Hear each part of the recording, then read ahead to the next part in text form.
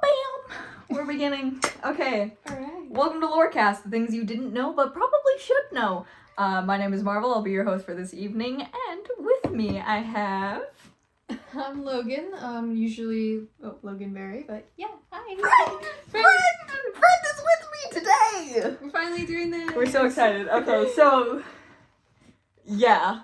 Today we're gonna be discussing DSMP, the infamous Minecraft roleplay that it is. So there is a little bit that I have to talk about before we can get into the lore about all of this thing. So this video is kind of inspired by Carl on YouTube, where I was watching their video on it and I was like, this looks fun, I'm gonna do it myself. And this is kind of like what I'm hoping to be a sort of complete and mostly updated lore. So I did an immense amount of research going into this. I had 88 pages. Yeah, this is 88 pages long, my notes. But no, I credits to Carl, because I was watching their video for some of my stuff. All the commenters on that video as well. Reddit helped me out a lot with quotes and things. The Dream Team wiki, and a few people on Tumblr who passed me some notes and some things I should do. So when it comes to this series, we're gonna have a bit of a pre-Yap session, and this is kind of gonna cover things that you should like. It's gonna be my personal experience with this series. Some of the things you already know, but I'm gonna repeat for sake of the camera. Yeah, so my personal things with the series, things you should know before walking into this hellhole. And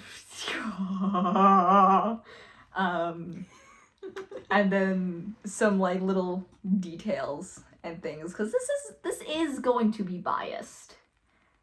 And we'll explain why. Like, it's gonna, yes and no, it will be biased. But I have my notes off to the side here, that's why I keep looking. Also, this will be in the description of the video, but I have some other Minecraft skins that I want to show you guys, and credits to who made them will be in the description. Credits to everything. Phantom version, you have on hand, and then we have the so these canon. are like the official Minecraft skins of the characters, and then I have like the fandom interpretation.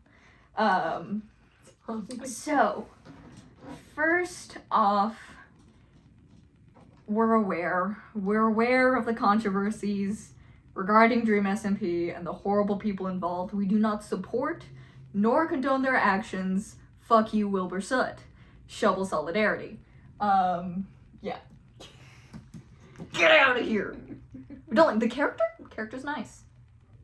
The real life person, go to hell. Oh, that's the wrong one. You were born in him. Well, What? It's a thing. Oh. But no, this is in no way in support or condoning of the bad actions or the controversies involved. We will be focusing purely on the characters. So, like, Dream, I know, has some bad things regarding him. I think Sapnap and George, too. And then Wilbur being the big one of we do not support. Okay. So that's just a general thing. Like, we're not gonna really discuss the drama for this one, because that's not why we're here. We're here for the lore. We're here to enjoy the story. We're gonna kind of Harry Potter and J.K. Rowling this. I feel like if we did do like the whole drama, it's gonna be a longer video. No, it would. That I'd have to cover that in a separate thing, and there's already video essays on it. It's not my job. Lore. So as for this being a little biased here, so while remaining as close to the canon lore as I can, because I'm telling this sort of like a story, this is gonna contain some fanon flavor text, because this is a Minecraft series, we can't actually see the characters moving or interacting with each other. So if I say like, oh, a character does this, that's kind of my interpretation of what they're physically doing at the time. There is some stuff I have left out as well, because I'm focusing kind of on the main storyline, so if I miss details, or side stories, I apologize. Feel free to add some comments, adding what I missed. I'm not a very big content creator, so I can and will unpublish this and then republish it with edits. I can and will. What else? There was more I kind of... Okay. Another thing with bias, character designs and interpretations are kind of going to vary here. So there are a few confirmed canon species for these characters. Like, we know for a fact this character is this. But for a lot of them, it's never really specified. Like, we're going to be talking a lot about my baby boy Tommy here. I don't think he has any specified species. I think he's, like, canonically just a human, but I always see so much cool fan art of him, like, as a raccoon hybrid or as a little demon boy. Speaking of that, yeah, I have a keychain right here. I have a keychain of Demon Boy Tommy. That's from Wolf Hotel, by the way. Shout out to that artist. We have your merch. Oh yeah, little matchings. Yeah, we have Rambo and Tommy here with us. Some more things. What was I looking at? Yeah, so character designs may vary. I'll try to describe them as best I can, and then we have kind of the photos up here and the fan interpretations for you. Because most of this series was done over Twitch live streams, there is some fourth wall breaking and some community influence. One of this being is that the headcanon, that chat, like the live stream chat, appears differently depending on who you're watching. So, like, for example, here, my baby boy Tommy once more. A lot of people interpret chat to be as, like, a little pack of raccoons following him around, or sometimes it's a kid with, like, a TV head. And they're just like, hello, Tommy! For Rambo, it's, like, the Enderman particles. For Phil, it's crows. That kind of thing. And then another thing, CC versus C. So you'll find in a lot of media regarding DreamSMP, and I'm kind of going to be using this here too, because these characters have the same names as their, like, actors and streamers, we have to differentiate them a bit. So whenever somebody says, like, C Tommy, it means character Tommy. And when somebody says CC Tommy, it means content creator Tommy. So that's kind of how we differentiate them. I will rarely be talking about the streamers in this one. So if I do mention them, it'll probably be like, and the IRL guy did this. Ooh. Likewise, regarding the sort of drama around this series, we do not support or condone attacking people for what their characters did. That was a thing in the fandom for a while. It's not okay. Alright? If they do something in real life that deserves getting canceled, have at it. It's not my problem. You're just gonna, like... But let's, like, we're gonna cover... This is a fictional series, okay? Even if it was live streamed, it is fictional. There's some stuff that happens. Do not attack the real life streamers because of that. That's not good. I had to drink my tea. Okay. Anything else I need to cover in this pre-app session? Yes. Trigger warnings. Oh, yeah, those are very important. Yes. So this is, despite being a Minecraft roleplay and being fairly comedic, there's some pretty intense stuff going on, so fair warning, especially with the more intense stuff, I'll kind of let you guys know, like, hey, there's gonna be some things in this arc, you might wanna skip that, okay? So there's gonna be quite a lot of depiction of mental illness, things like self-harm, suicide, derealization, cannibalism, manipulation and abuse, grooming, a concerning amount of animal death, canon typical violence, religious trauma, question mark? Maybe, I'm not sure it can apply here. Well, you questioned me about that. Is that Yeah. I don't know if it is. Y'all would have to tell me. But yeah, I think... Oh yeah, so there's more. Again, this is the pre-Yap session. So the reason why I have Logan here with us today is, one, she's my friend. She's my friend, and I have friends. I get to brag about this. Mm-hmm. But it's also because she has no idea what she's walking into. She was not part of the fandom. She never really played Minecraft. You know, some loose things. Like, I've shown you animations and fan art. I've talked a lot about our Lord and Savior Technoblade. No, it was funny.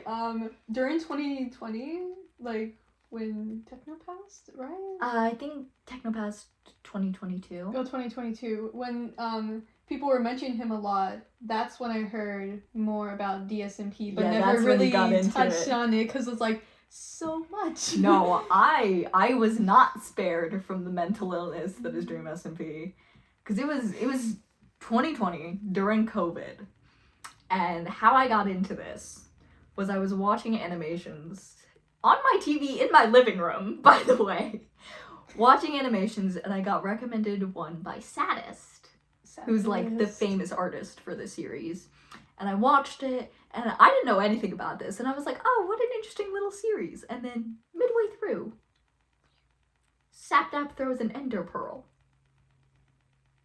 And I'm like, wait a minute, this is Minecraft? So I proceed to text General Bestie at the time.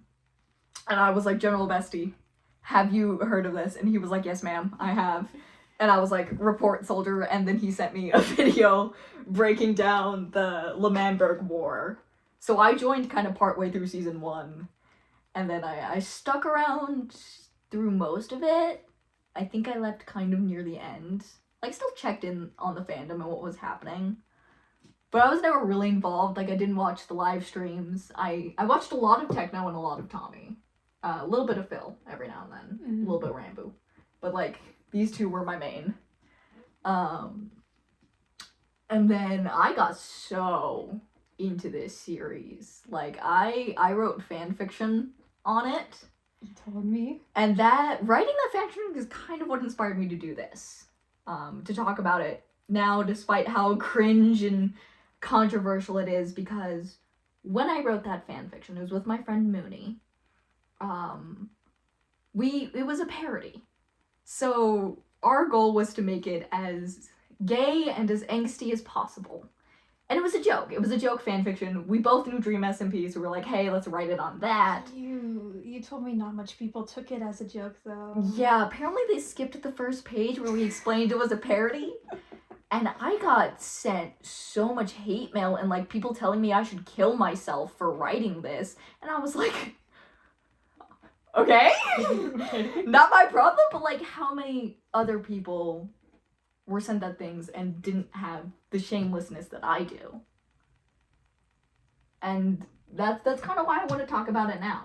Because I'm like, it's been a while. I know the fandom's still out there, judging by Tumblr. Oh, we know. But, like, that's not a good thing to send people those horrible messages because of something they're into. So that's kind of why we're getting into it now. But yeah, I think that's all I had to cover. All right. I'm a little scrambled because I'm very excited. I'm like hyperventilating. Like, finally, I can talk about it.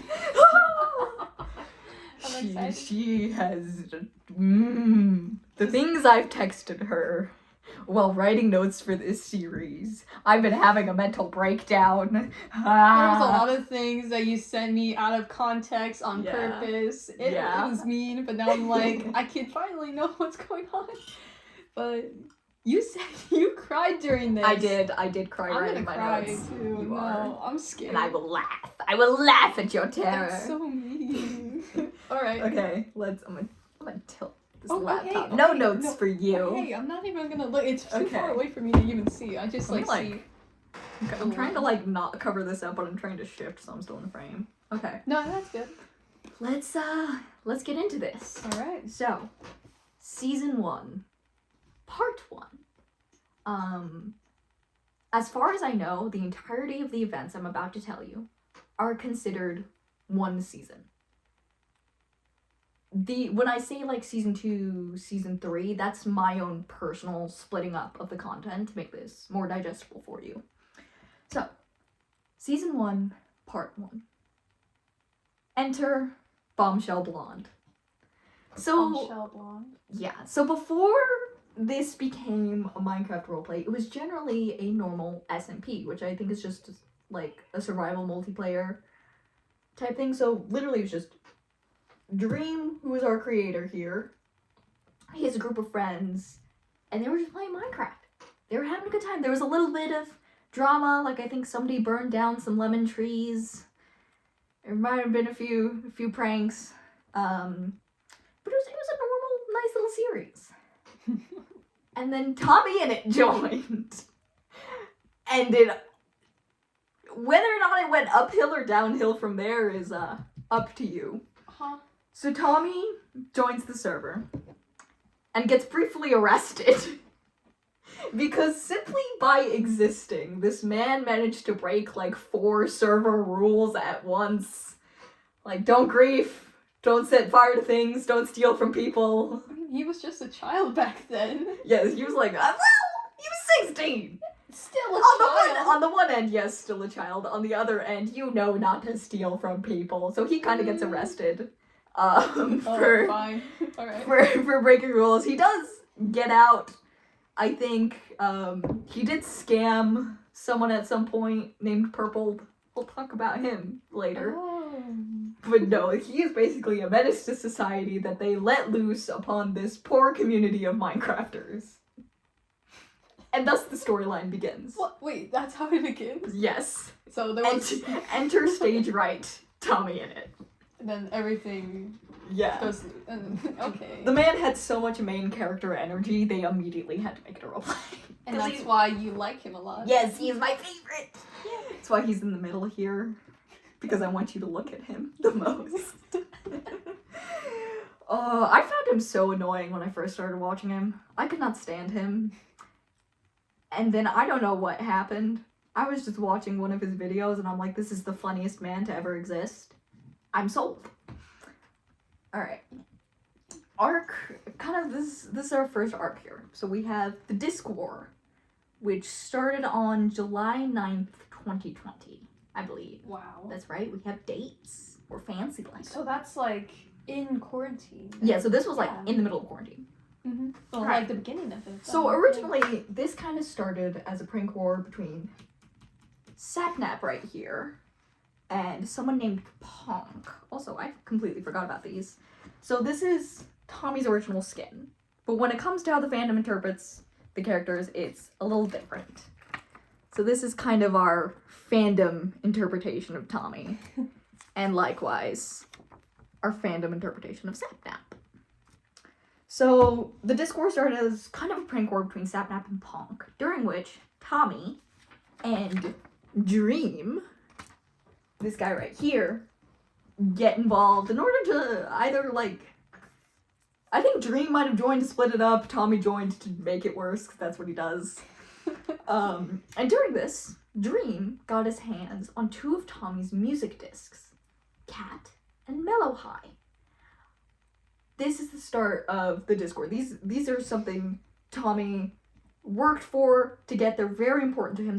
They hold a sentimental value, and the rest of this Disc War is kind of the back and forth between them, of them repeatedly stealing the disc back from each other and getting more and more frustrated each time.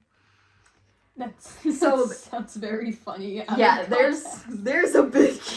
Yeah, this all started over music discs in a block game.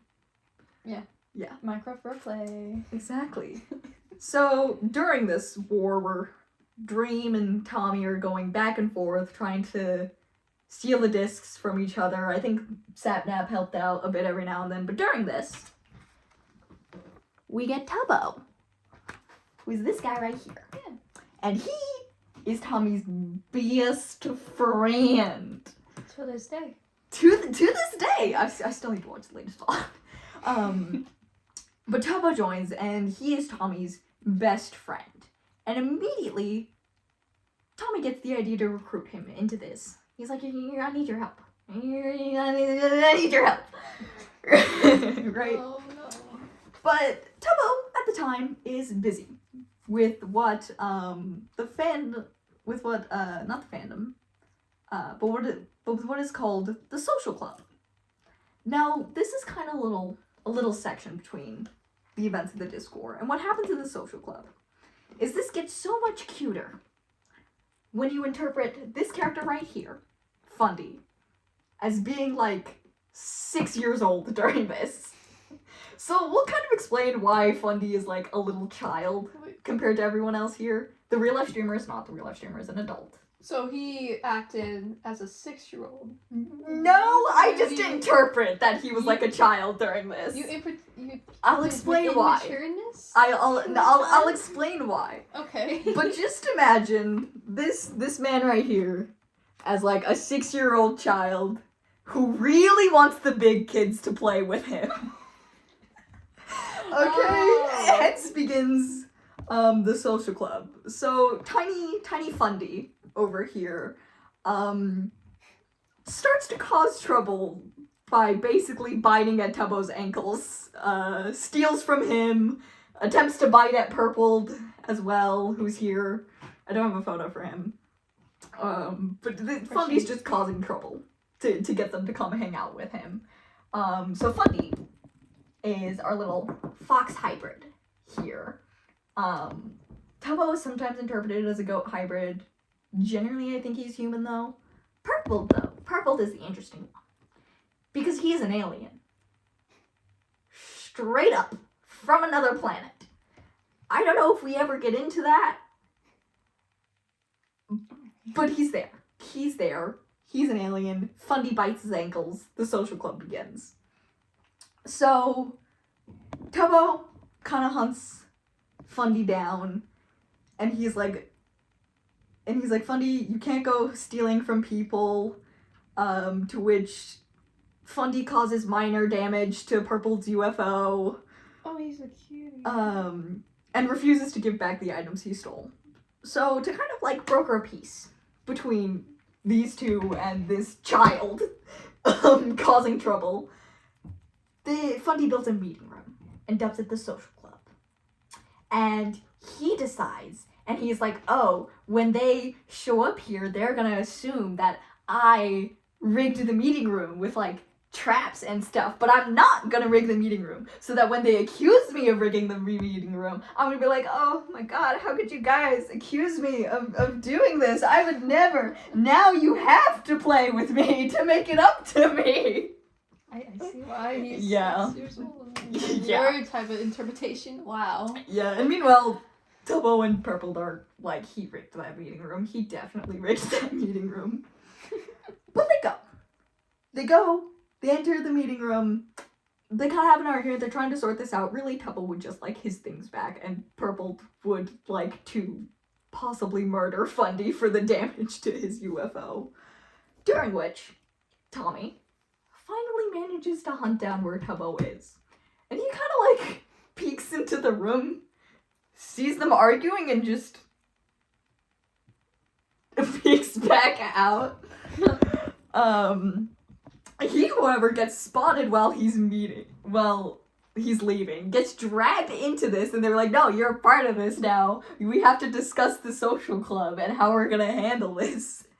And Tommy is just like, I just came here for Tubbo. Can I please have him back? And Tubbo's like, hold on, give me like 5 minutes to placate the child. It wasn't 5 minutes. No, but basically, a little more shenanigans ensue. Purple kind of chases down Fundy and like shakes him down lunch money style for Tubbo's pickaxe, which Tubbo does get back. And Purple and Fundy kind of continue to scuffle throughout the whole thing. Tommy accidentally kills Purple. Tubbo gets annoyed by this, asking why Tommy just can't make friends for once. Purple threatens to murder Tommy, and eventually Tommy finally takes Tubbo and leaves. That's kind of the end of the social club. But it's this like nice little interlude of this kid causing trouble. And again, I will explain why I like to interpret him as like a tiny child during this. But back to the disc war. So, with Tubbo's help, Tommy manages to sneak over to where Dream hid the discs and steal them back. Both Cat and Mellowhide. We gotta keep track of both of them. Cat and Mellowhide. Mm-hmm. Alright. But as soon as they steal them, Dream spots them and he is hot on their tail as they're like racing through the forest. And this becomes a race to the Ender Chest. Now, I assume you don't know what an Ender Chest is. You're correct with that. Okay, so an Ender Chest is this special chest within Minecraft.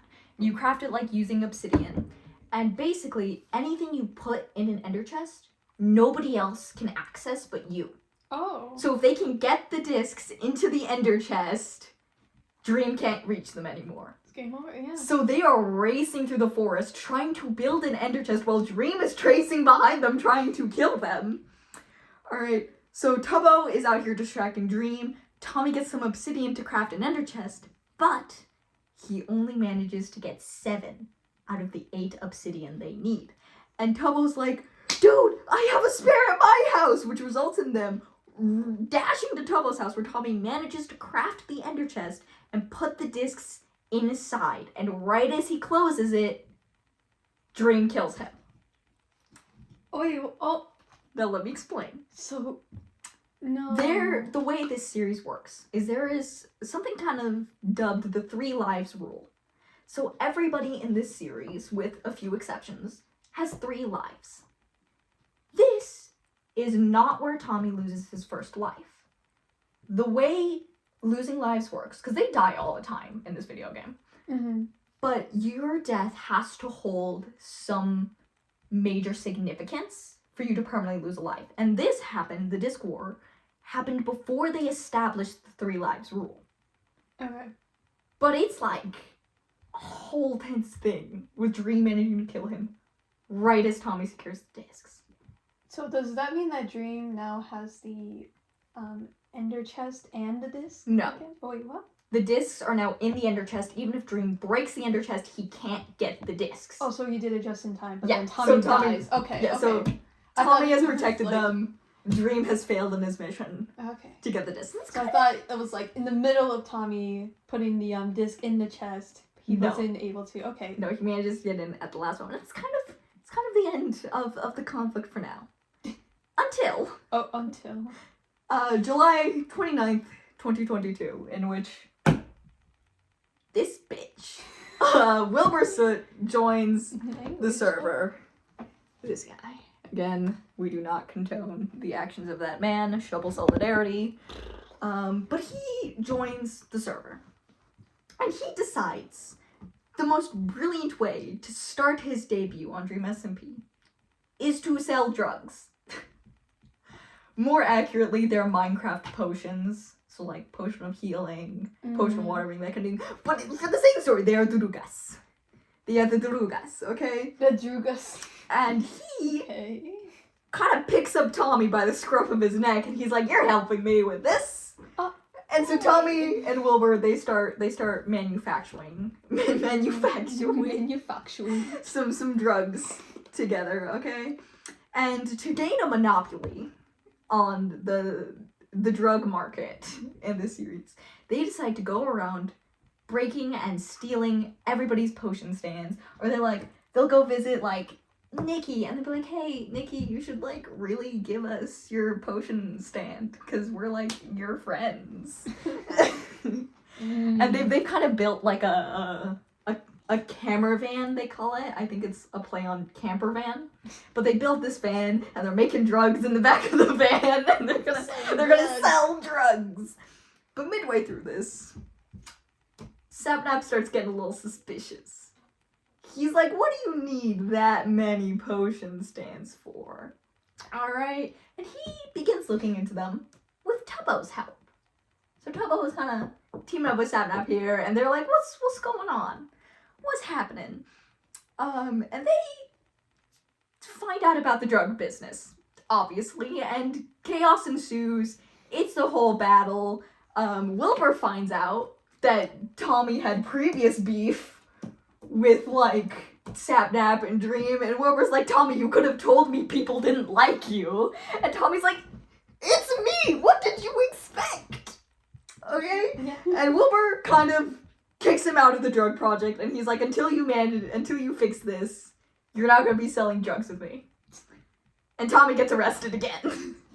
How many times was Tommy? Yeah. So currently arrested for? Currently, he has been arrested twice.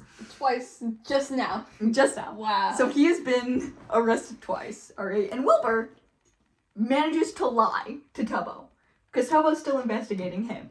And he's like, oh, no, the potion, or the potion van is not a potion van, but a hot dog van. You see, like, I'm trying to start this business, okay? I'm a single dad, I have to feed my kid, okay? And Tubbo believes this. What tomfoolery? And I'm gonna tell you now, only part of what Wilbur said was a lie. He is in fact a single father, but we will get to that. So Tubbo believes this, and he's like, "Oh my god, I'm sorry, dude." All right, and he lets Wilbur off the hook. All right, Wilbur kind of meets up with Ponk, who Ponk has kind of just been with Tommy while he's been in jail, and he's been trying to like break Tommy out subtly. But he teams up with Wilbur. They help break Tommy out of the courthouse. And it's mostly fun and games as like the two make their escape. We're not really serious. But inspired by this whole defying of the law, Wilbur decides the next great endeavor he should start is not a drug business. No. I mean, it will be founded in the profit he makes from selling drugs. But what he should do is start a revolution so that he can establish his own nations and sell his drugs in peace. Already? There's already a revolution? There's already a revolution. Wait. Okay? No. And so he, once again, drags Tommy into this, and they grab Tubbo, too. And Leave he's the like... kids alone. Right? And so begins the creation of L'Manberg. Now, why they named it L'Manberg is originally they were thinking of naming it Pogtopia, and they were like, no, that's not a cool enough name. We're English. We're all English here. Because these three are all from the UK. And they're like, we're gonna make it really English. And they're like, look, we're all men, so let's name it like Manberg. And they're like, no, we're gonna make it extra English. L'Manberg. L'Manberg.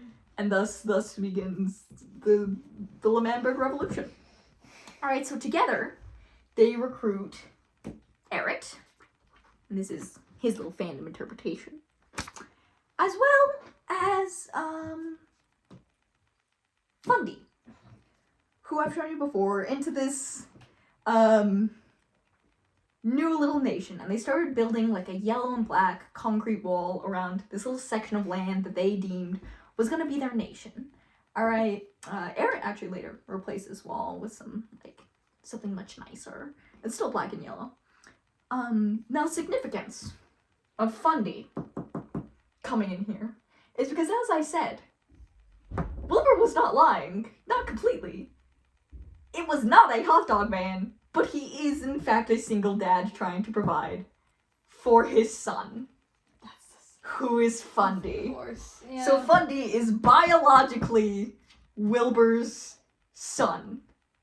Not in real life, just in characters. Okay. Remember, we're talking pure characters right. here. It was just like when you said biologically, and that's kind of why I interpreted Fundy as a kid. Okay. During the social club. It's a little complicated. He's So you Wilbur's see, son. long ago, our boy Wilbur met a beautiful woman named Sally, who happened to be a salmon, but that's not the point. Wait, a salmon? A salmon. A fish. Yes. Yeah, what? Yes. Whether or not she was a fish hybrid or straight up a fish is up to interpretation. But he sleeps with Sally, and together they have Fundy. Wait, how? Who, for some reason, is a fox hybrid. Now, I've seen many a headcanon on how this works. Some like to believe that Sally was some type of kitsune or a fox hybrid who's maybe like cursed to be a fish, or she is just like this fox hybrid, but she is like has dominion over the sea and that kind of thing. We don't question it because we'll end up in an insane asylum. Oh. But all you need to know is Fundy is Wilbur's son. And because of the way the timeline works, see, Fundy is described as the first person born within L'Manberg, like within the L'Manberg nation. Okay. So he kind of has to be a kid during this time. If L'Manberg is like just established, that sort of thing. So to kind of explain the age differences here, it's generally interpreted that Fundy just ages quicker than people. Maybe it might be his fox genetics, we're not sure. Maybe he's working on dog years. But it's generally interpreted that he ages faster. So, a little bit of representation for you. Fundy the character is canonically trans. Oh! Yes! We support trans rights! Nice! Mm-hmm. Alright. I had no idea. So, oh my god, it's already getting dark. So they recruit Fundy and Eret, and we have our L'Manberg nation. Let's see. And now at first, Dream, who is our server master here, he's kind of fine with this latest development. And he was like, yeah, no, you guys can like have your thing. You guys are just having fun. I don't mind. But he very, very quickly grew distasteful when L'Manberg decided to announce his independence from the server, meaning Dream would no longer be in charge of it. Oh, wait. And so Dream declared war on them. Okay, you see why I called season 1 basically a Hamilton roleplay. Yeah. I only watched Hamilton once. Their Minecraft skins at the time are even like the Hamilton uniforms. From the American side, interestingly, even though they're all British. Okay. What are you doing? I'm trying to check the lighting. We might just be dark for a while though. Yeah, the sun's going down now. What time is it? Oh yeah, it's gonna go down and soon. Like get dark in 30 minutes. Fine. Okay. Now, Tommy and Tubbo kind of attempted to negotiate, but were denied and attacked. And this started a series of battles, traded back and forth, and L'Manberg was losing. They were severely underprepared for war, and the Dream team, which consisted of Dream, Sapnap, and another guy named George. George not found? Yes. Okay. Yes, that guy. Oh my gosh, I knew one. I knew a character. They kind of had a habit of cornering their members alone and like killing them. Oh. So they were severely underprepared for war. They didn't have a lot of people on their side, and they're losing. And this came to a climax when Dream and his little henchmen blew up the area around the camera van. They rigged it with TNT, and Dream demanded they surrender, and Wilbur was like, we will have independence or we will have death. And Dream was like, okay. And blew it all to Kingdom Come. So the entire L'Manberg, they're rushing off. They have to retreat, right? And Eret, who, he's kind of a guy we haven't talked about much, but he has been preparing for this on the sidelines. If they were to be cornered, he wanted to have a secret room that they could run back to and be safe from and kind of regroup. So he's like, dude, guys, come with me. I have a place where we can hide. And he leads them down into an obsidian room, sort of underground, called the Final Control Room. However, it was then revealed that Eret was not quite as friendly as he seemed. Backstabber? Yep. Yeah. So the final control room was not a place for them to regroup, but a place he could corner them. And keep them all in one place. And he looks at all of them. And he was like, I'm sorry, boys. It was never meant to be. And he presses down a button. And kills everyone in the room. Yep. Wow. No, I'm pretty sure by pressing the button, the walls kind of opened up. And Dream and his crew came in. And basically, they killed everyone in there. So Eret betrayed L'Manberg. Sold them out to Dream, and this was because him and Dream had privately made a deal. Oh, see, Dream is kind of, as the server master, he's kind of owner of all the land in this area, right? It automatically falls under his control. And he's like, look, Eret, you do this for me, you sell out L'Manberg. How about I make you king? You can be the figurehead, the monarch of this entire land. And we do also find out that Dream never really intended to let Eret keep that. Like, oh yeah, he'd give it to Eret, but what he really wanted was for George to sit on the throne. Because George is his little bestie. They're kind of implied to have something romantic going on, Dream and George. Like, there's some... You're stuttering about it? There's some moments. And I'm just like, tell me more about how you're straight, yes? No wonder I saw fan art of them two a lot. There's so much. There's so much. Alright, and so the rest of L'Manberg, Tubbo, Tommy, Wilbur, Fundy, they flee into Tommy's house. Right, and they kind of hide out under there, and they're in despair. Eret's betrayed them. They have no resources. They have nothing left. L'Manberg's gone. They're just gonna. They have no control, and there's nothing else they think of to do. So Tommy's like, you know what? Let's sit here. I'll put on my music discs, and we can sadly jam out for a while. Which song? I don't actually know which one it was. Kitty or like Cat or Mellow High. Oh, Cat or Mellow High. Yeah, okay. And as Tommy's sitting there, he's looking at the discs, and he gets an idea.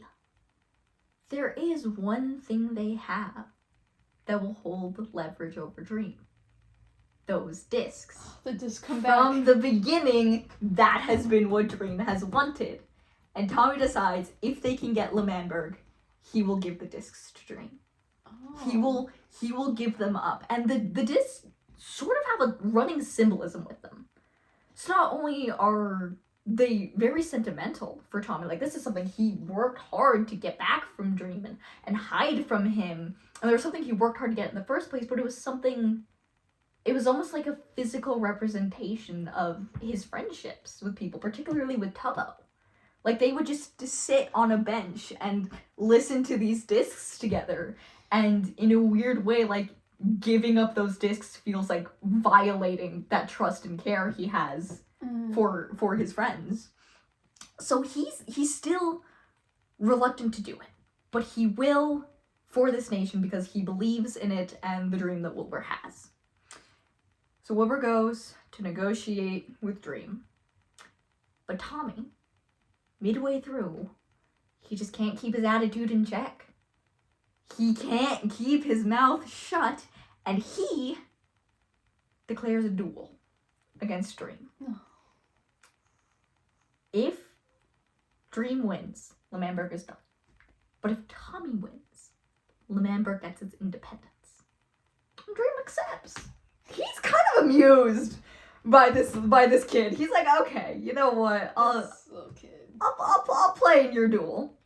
And Tommy's immediately nervous as all hell. Mm-hmm. He's not exactly a PvPer, even if he's fighting in this revolution. And he actually asks Wilbur what he should do. He's like, do I take the shot or do I surrender? Because the way you surrender in a duel is you shoot toward the sky. And Wilbur's like, you know what, Tommy? Do whatever your heart tells you to do. And the duel begins on August 2nd, 2020, I believe, is when they have the duel. And they meet together, and it's Tommy and Dream, both equipped with bows, and they're standing back to back, while Dream's whole gang and the LoganBerry members are watching. And Wilbur acts as the officiant, and he starts counting. The 1, 2, 3. They start taking the steps away from each other. He calls 10 paces fire, they turn, and Tommy gets an arrow through the head. Oh. This is the first instance of the 3 life rule. Tommy loses his first canon life in that duel.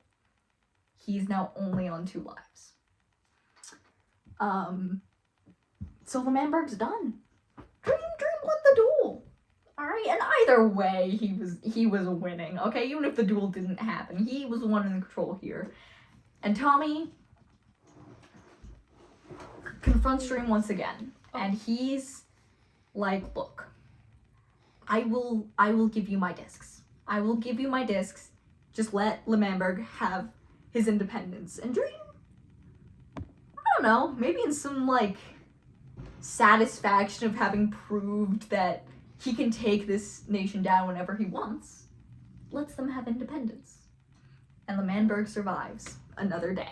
Sacrifice the disc, though. Right? And now Cat Tommy has Mellow lost the High. discs. Dream has both Cat and Mellow High. Mellow And during this, a little bit after, we'll call it, Nikki, who is also British. You have to be British to join LoganBerry, apparently. She joins up with LoganBerry, and so does Jack, who's kind of, this is his fan interpretation. I don't have one for Nikki because she's already fabulous. We felt no need to yassify her. But they kind of join up. Eret's no longer with us. They wrote a whole anthem for the nation to the music of Hallelujah. No, And they did not. specifically say F Eret. They're like, get out of here, we don't like him. Oh yeah, because he's like a backstabber. Yeah.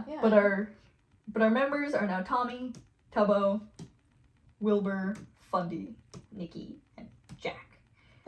Fundy has kind of just been on the sidelines during this. He's kind of a younger kid at this time, and even his childishness, particularly with how Wilbur treats him, is shown. Like, everyone has the LoganBerry uniforms, but Fundy has a pastel version of it. So already it's kind of established that Wilbur has a very big habit of babying his son and never kind of like taking him seriously. And this could be due to the fact that Fundy just ages unnaturally fast. Mm-hmm. So Wilbur never really fully gets the chance to mentally differentiate between all of this. Alright. And that's kind of the end of season 1, part 1. How many parts are in season 1? 2. There's 2 parts in season 1. Okay. Yes. All right. I am gonna, because this has been bothering me the entire time I've been talking about this. I'm gonna up. That looks better. Is that better? It's a wait. Yeah, it just Yeah. looks a little grainy. Yeah. Maybe. And that happens when you up the ISO. Yeah. You did mention that. Go away. Okay. Hi, we're brighter now. You want some snacks?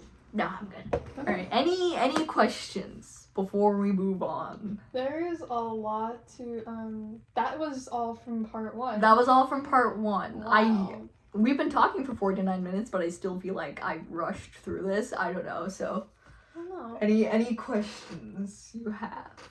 Not from the top of my head. I feel like we possibly just went through 1/3 of like the characters on the board though, or on the on the wall. Yeah, I think like a third. Yeah, of them, 1/3. we can say. Yeah. But yeah, so that's the end of part 1. Now part 2 begins with one of the various pet wars, Pet wars. Oh. which basically equates to Sapnap running around and killing a lot of things and people's pets. Is that including why? No. Yeah, including I think during this time is when he kills. I don't know if Sapnap kills him, but at some point during the Pet Wars, Dream's horse named Spirit dies, and Tommy's pet cow named Henry dies, or gets killed.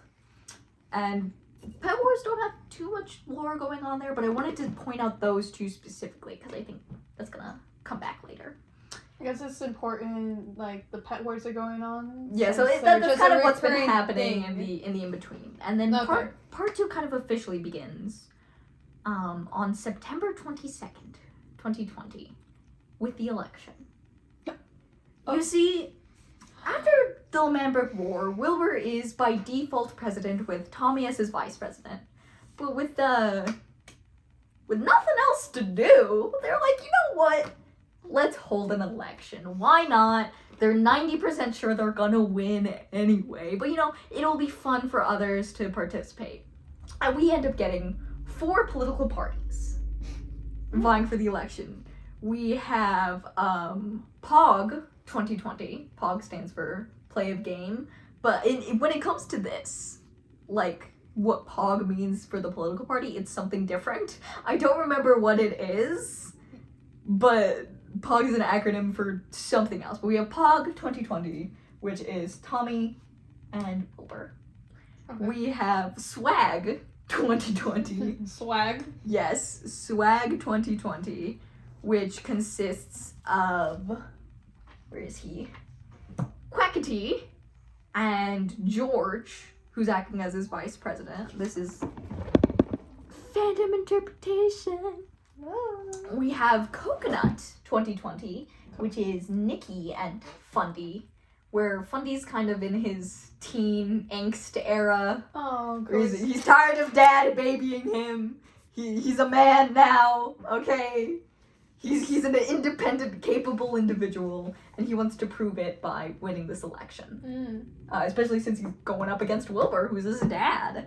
That's really bad. And then we have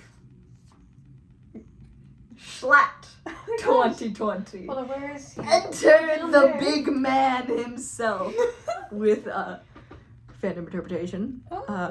Most people interpret him as some type of ram or goat hybrid, thanks to Saddest. Which J Slat does take as his first sona?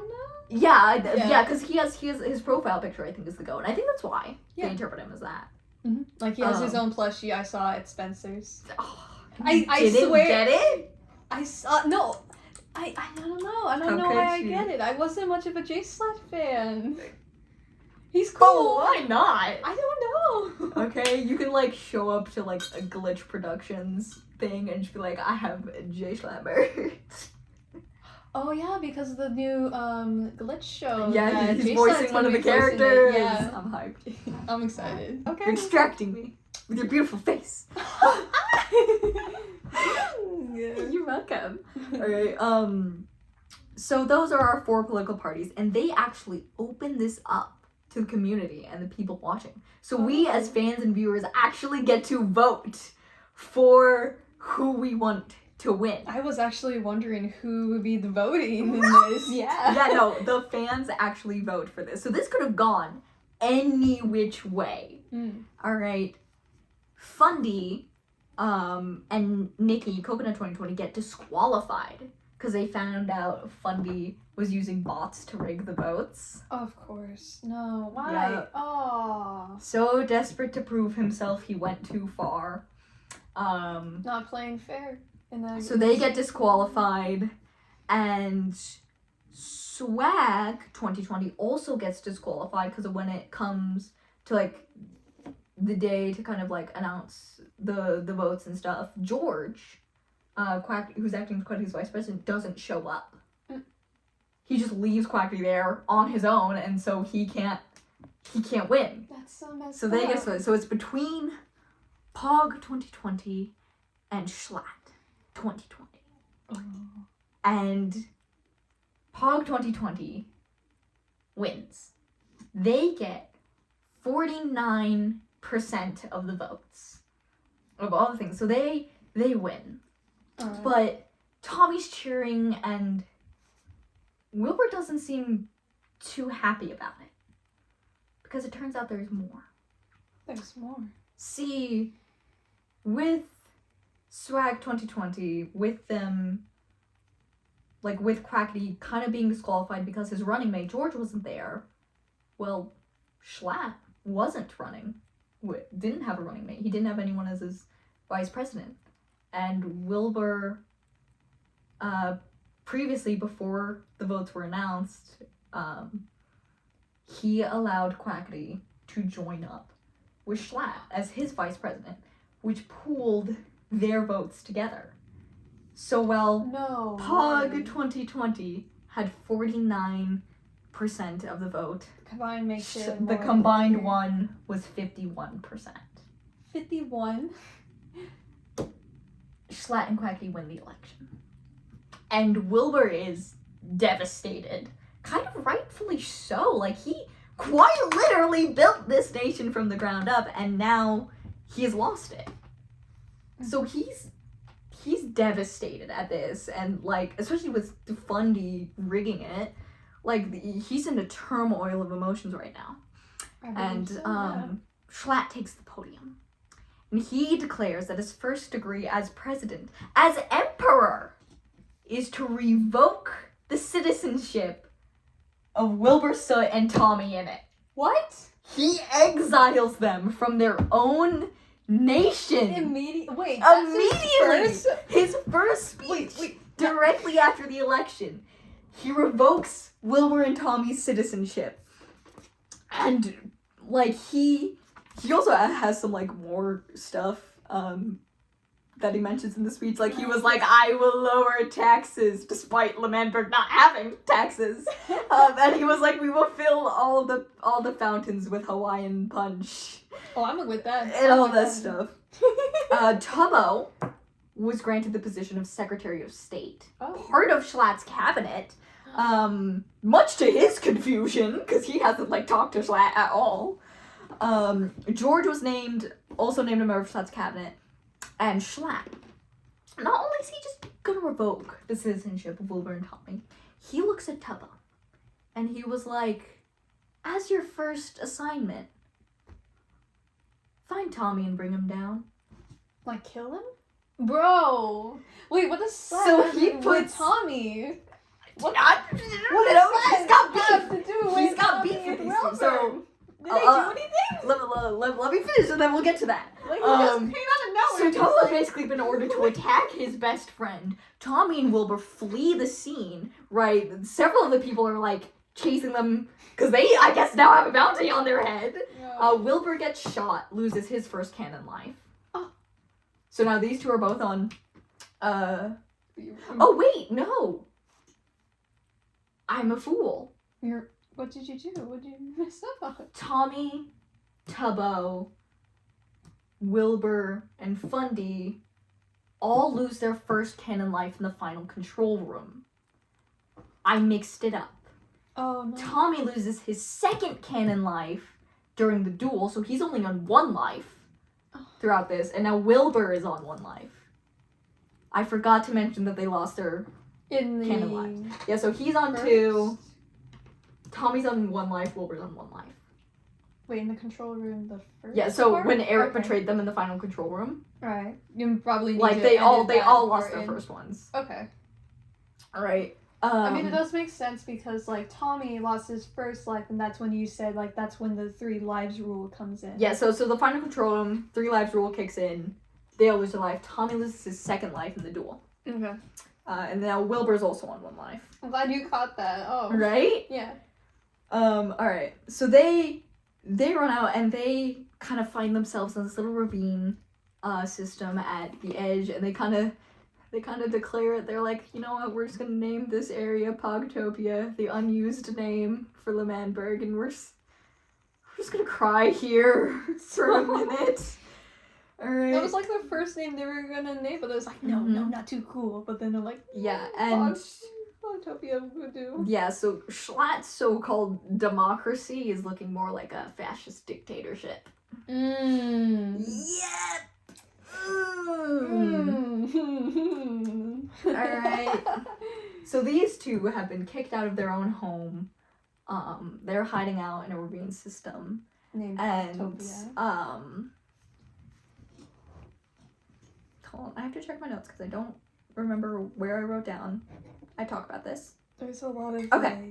Cool. I remember. Right, and Schlatt still in Lemanberg, you know. He immediately starts making changes, and he declares they should take down the walls around Lemanberg, which is met with so much like protest from the people involved, namely Tubbo, because they're like, no, we worked hard on those. They are part of the nation and their history. And so it's like, oh no, dude, don't worry about it. We're just taking them down because we're gonna expand. Is that quotations expand? Yes. Okay. Expand. Your tone made it seem like, that's not true. Expand. No, maybe not. Bro, my throat already hurts. I'm very enthusiastic. We're like an hour in already. You're I doing very know. well. Oh, thank you. Yeah, you're welcome. But Quackity and Schlatt, they begin pressuring the others to dismantle the wall, and despite the protests of Tubbo and Nikki particularly, it gets done. And Tubbo's like begging Schlatt to just leave this alone. Okay, like they survived the war, and to which Schlatt proceeds to force Tubbo to destroy 2 signs there. And it's not too much significance, but the signs are titled, "If you destroy these, you hate your viewers." So Schlatt forces him to destroy the signs. Messed up. And, like, much to the outrage of everyone around them, even Quackity, who is acting as Schlatt's vice president, is like, whoa, dude, that wasn't cool. Quackity, sorry, was like, whoa, dude, that wasn't cool. Okay, leave my baby boy Tubbo out of this. He's just a kid. He's just a baby. No, I'm sad I don't have a keychain of Tubbo. I really should order that one. I mean, once you get more money, For you me. can get all of them. For me. I want to get the Technoblade one. I don't think... No? I don't think Wolf Hotel has a Techno one. Well, I guess I'll look at Etsy. I'll hunt it. I have other merch stores say, we're getting distracted! No. Okay. So Quackity tries to stand up for Tubbo, both because he disliked how Schlatt was treating our beautiful baby boy, but because Quackity himself was feeling a little underappreciated here.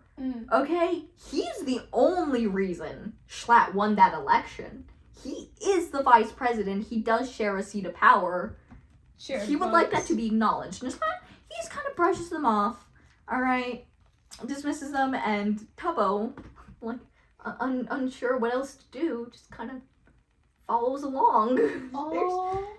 There's just not much he can That's do. so His sad. best friend and, like, the person he was following, like, their leader is gone now. He has nothing else. Yeah, so he just goes along with it.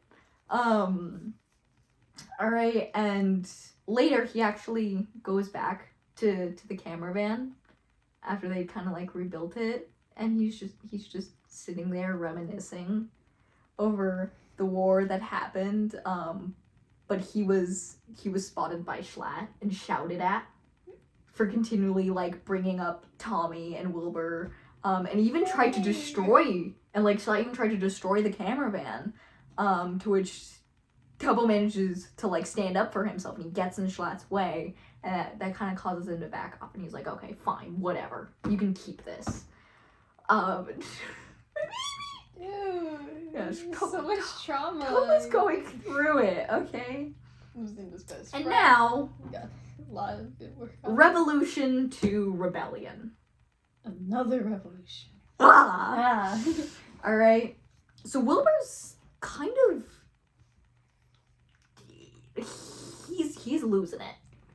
Okay, his home, the thing he worked for, the thing he put together to protect his family, his son, is not only is there a dictator now in charge of him, but he's lost his citizenship. He can't even return there. Fundy is angry with him and not talking to him because of, like their lack of communication and Wilbur bathing him. So Tommy is the only thing he has right now. And Wilbur is heartbroken. he's in distress, he's disheartened, he doesn't really care about what's happening right now. But he gets a letter from Technoblade. Oh shit, that's when he comes in? And this is our little fandom interpretation of the boy. Yay! Our Lord and Savior, Technoblade. I should have worn my Techno t-shirt. Where's that? It's in my closet. Aww. No, I'm wearing merch for the wrong show. I'm wearing Critical Role merch right now. Oh, that's what it was. I thought it was just like a random aesthetic shirt. We're nerds. That's for another thing though. Right, and he asks Wilbur if he'd like a helping hand. You see, Techno is something of an anarchist. And he's like, hey, I heard you had a dictatorship. You need some help taking it down? Yes. And Wilbur's reluctant. Okay, he's disheartened. He doesn't want to get into this, but Tommy sends a reply, and he's like, "Please, Techno, help, Father, help." So Techno joins the server not too long after. Now let's break down some Techno lore. Some content for the 3 people on Tumblr who demanded I talk about him. 3 people. I think there's more. There's probably more. So Techno is a piglin. Whether or not he's kind of like a piglin hybrid or a full piglin is up to fandom interpretation. A lot of fandom interpretations. Made him a pretty anime boy. Pretty anime boy. A pig hybrid. Or if you're Wolfie the Witch, the most buffest, glorious man the you've ever seen. The luscious hair. Okay, he's a glorious man. We love him. Okay, now Techno, as I mentioned, he's an anarchist, but you see, the great thing about getting Technoblade on your side is he's functionally immortal. Huh. He is the god of blood. That's what the blood god? Wait. Blood for the blood god, that's what that means. Why is his, like, one of his titles blood god? You wanna guess? Why this warrior and anarchist would be dubbed the god of blood? He killed thousands. Oh. This man, war is his language. What man? Okay? What man? What man? He was the nicest guy around. What about all the people he murdered? What murder? Oh. Techno has never done anything wrong ever. If you say he has, you are wrong and you are lying. Alright. Okay, he can do no wrong. So that's kind of the main reason you'd want Techno on your side. Okay? Yeah. And this also establishes that not only do we have a bunch of hybrids and other creatures in this series, we also have demons, who I haven't talked about them yet, but we will. But demons do exist, and so do gods. And there is a bit of a hierarchy going on. Oh my gosh, it's like getting developed. And the way the hierarchy kind of works is we currently are aware of not 1, but 2 gods right now. The first is Techno, who is the god of blood, and he's, I'd say in the rankings, he's kind of near the bottom regarding the ranking, at least of the other gods we meet in the series. Alright. The first god we actually meet, I think, before Techno, and her name is Drista. And that's kind of the fandom interpretation of her. I couldn't find one of her, like, being in a super cool godly form. Drista, the real life person is Dream's little sister.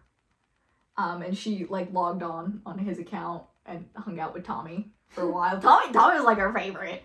So it's just those two, they were running around having trouble. I think it was during, like, the Lamberg War that she showed up. And she was like, hi! You did say that she was like a couple years younger than Tommy at this point. Yeah, I think she was 14? Yeah. You said 14. Yeah. But she is kind of the first god we run into.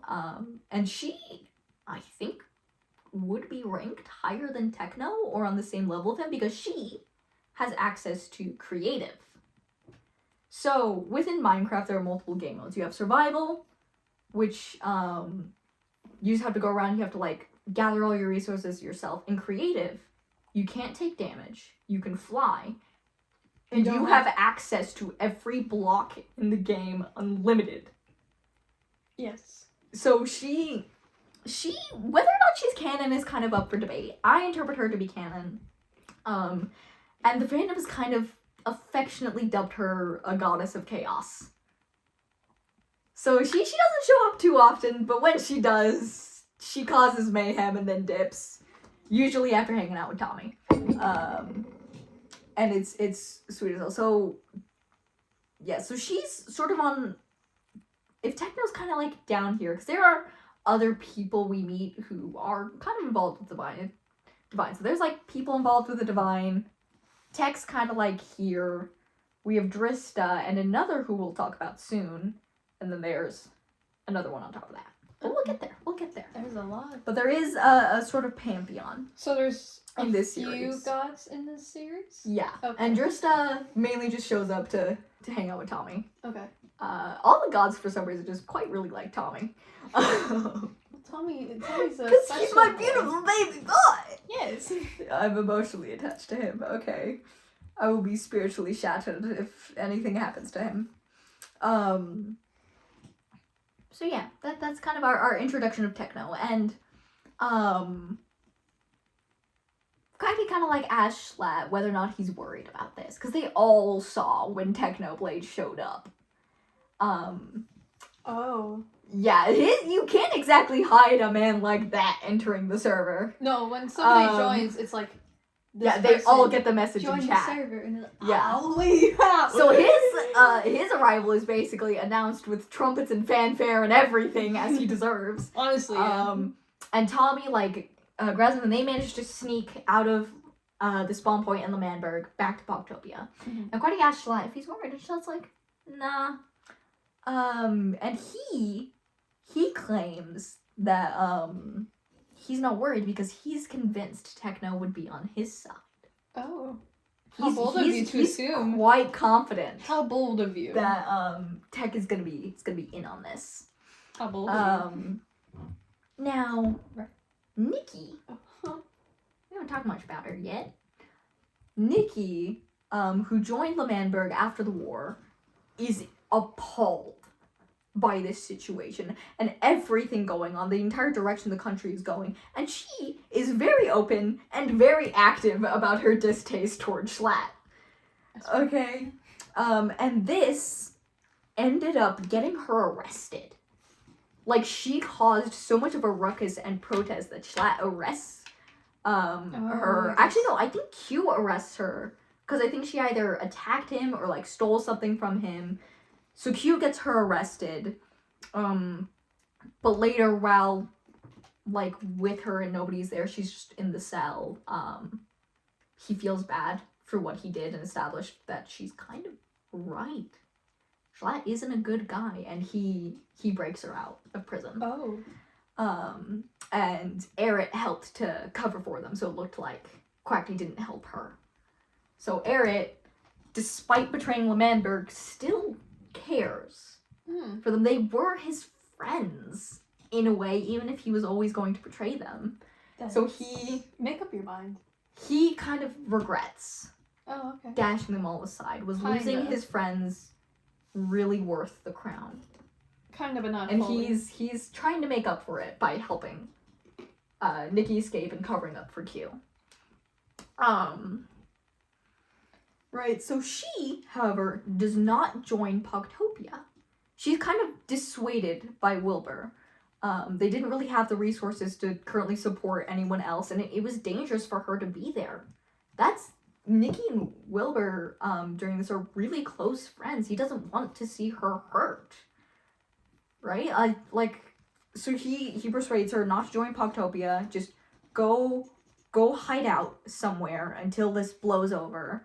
And even though she does agree to leave, she continues to be an active threat to the administration with her protests. She even gets into a tussle with Fundy because he tried to take down the LoganBerry flag. So she gets in a whole fight over him. What's going on? And a little bit during this, kind of when Nikki was being confronted by Schlatt and the others, kind of during her arrest and her causing all this trouble, Tubbo manages to sneak away to talk to Tommy and Wilbur. So he sneaks out of LoganBerry, he finds him in Pogtopia, and Wilbur asks if Tubbo, if he liked Schlatt and what he was doing. Tubbo replied, was like, hell no! Get him out of here, I want my friends back! And he replied that he didn't. It was just his job to basically follow Schlatt around and do everything he said. And he, and Tubbo, by Wilbur, was then asked if he wanted to be their, spy on the inside. And Tubbo enthusiastically agreed. Yeah. He would be their Hercules Mulligan. He would spy on Schlatt and deliver them the information they needed to take him down. So Wilbur instructed Tubbo to not only give them information, but start to sow seeds of doubt in both Schlatt and Quackity about the other. Oh. So he's gonna try and make a rift between Schlatt and Quackity's relationship because they're the president and vice president. Yeah. The main person who can take Schlatt down from the inside would be Q. Yes. Right? So, that whole thing goes over and Tubbo kind of pulls Tommy aside, and he kind of secretly warns him about what Schlatt said about Techno, and that he might not be someone they can trust. If Schlatt's right, and Techno will join Schlatt's slide. Meanwhile, back in oh yeah, I forgot to establish this. LoganBerry has been renamed. What's it been renamed? Schlatt's American. He don't want this English business in his nation. I can't even say it, and it needs a change. Yeah, so he's like, oh, get it out of here. So they removed the L, and it's now just called Manberg. Manberg, which is not as cool of a name. The Manberg sounded better. Right. Yeah. God Schlatt. So he's kind of renamed to Manberg, by the way. Gosh darn. So back in Manberg, well, this is kind of happening. Quackity pulls Schlatt aside for a conversation. Okay. And he asked if they could talk privately. So the two met on the top floor of the White House. Yeah, they built a White House. What? Because we're American now. I don't actually know who made the White House. I didn't look that up. I apologize. There's just a White House in Schlatt takes the podium and like from the ground rises the White House behind him. Gosh. That's just the power Schlatt has, by simply existing. Government buildings just spawn wherever he wants them to. Soon we will have a ballroom in it too. Yes, I believe it. Yeah.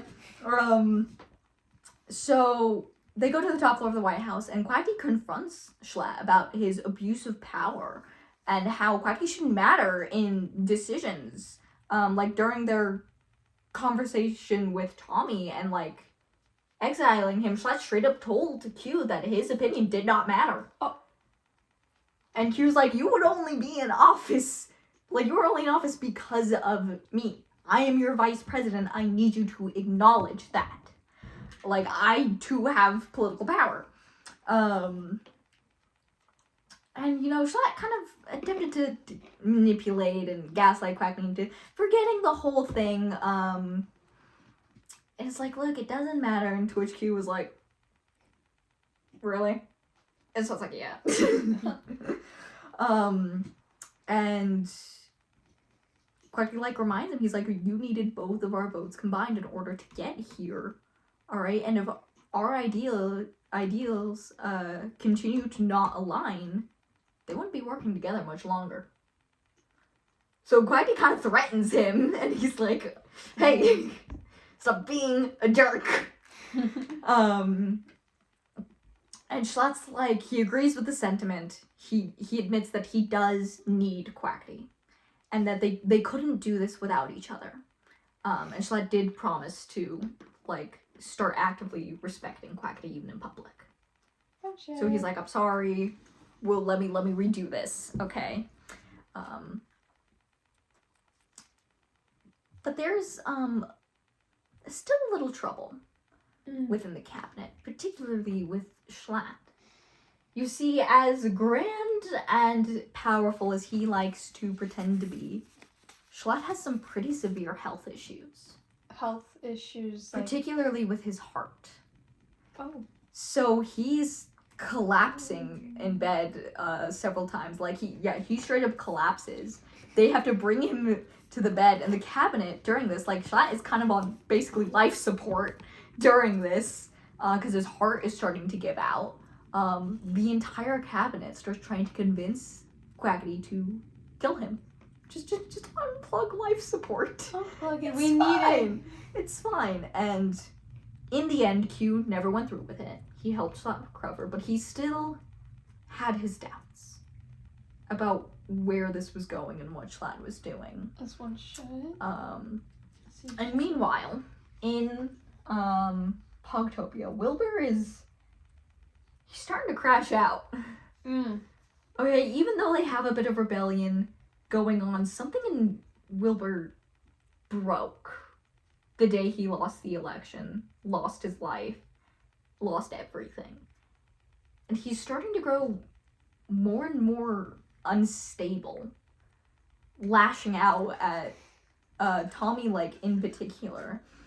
Like, at one point, Tommy's trying to calm him down, and he's like, hey, we're gonna get back L'Manberg, it's fine, we have a plan. And Wilbur's just kind of sitting there, and he asks Tommy if they're the bad guys in this. Like, by starting this rebellion, would they be the bad guys? And then he starts to kind of turn on Tommy and just starts speaking vitriol about how Tommy wasn't worthy of being vice president. He certainly wasn't going to ever be president. That isn't something Tommy can do. He's not capable of that. And then he proceeds to double down by insisting that, oh, Tommy puts all this faith in Tubbo. Tommy doesn't care about you. And just starts laying it on, where Wilbur, in his own slow mental decline, starts just completely lashing out at Tommy to take his anger out somewhere. And this actually isn't too surprising. When somebody is grieving or in pain, they tend to lash out at the person they care about the most, because logically they know that that person isn't going anywhere. Like, he knows Tommy will stay. He knows Tommy still cares about him, so that's why he feels, like, in a weird way, safe projecting his anger and his hatred onto Tommy. But Tommy, like, he, like, smacks Wilbur's hand away, and he's like, dude, shut the hell up. You're not thinking straight. We're fine. And Wilbur, like, almost kind of, like, remembers himself and leaves it. But he's not doing well. Tommy managed to recover after losing everything, but Wilbur hadn't.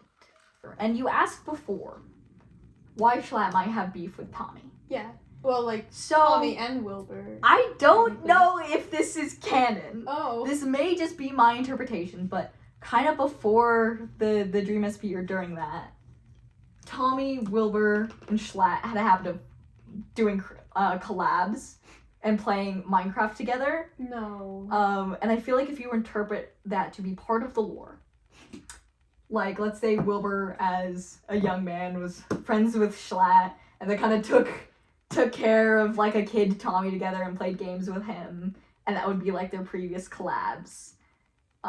So J Schlatt was holding a grudge. Yeah, so he personally knows these two. Of course. And, like, because he was friends with them outside of that, he was like, I'm gonna immediately pick a fight with him. That's so But mean. whether or not that's canon, again, is up to interpretation. That's just how I like to interpret it. That's, like, something that J Schlatt would do, honestly. He would, yeah. honestly. But it could just be that they were his biggest running, so as a show of power, he exiled them. That too, but there can also be. Yeah, I like the interpretation. Yeah. That their past collabs could be a part of this. Mhm. Now, where are we? Okay, a little bit of context here. Okay. As to why Quacky, despite his doubts, despite knowing Schlatt is a bad person, despite his distaste of the current government, hasn't tried to overthrow or kill him. And that is because during this time, Schlatt and Quacky are actually engaged. What? They're in love, Your Honor! When did the gay marriage happen? In the White House? Did they get married in the White House? Yeah, so I don't know really when or how, but somehow these two get engaged. Whether or not it's political or romantic is kind of left up for debate. Oh my. It is implied that at the very least, Schlatt had romantic feelings, and I think Quacky did too. So it's a bit toxic. Yeah. Yeah. But it explains some of Quacky's motivations and why he didn't want to kill Schlatt or get rid of him. There was even an attempted wedding ceremony, but I think Schlatt either never showed up or actually left Quacky at the altar. So yeah, that's happening in the background. These two and their little twisted love story. That's very so they had that on the sidelines. Yeah, that's just happening. Dude. That's just there. No. During the presidency. I think Burns trying to escape.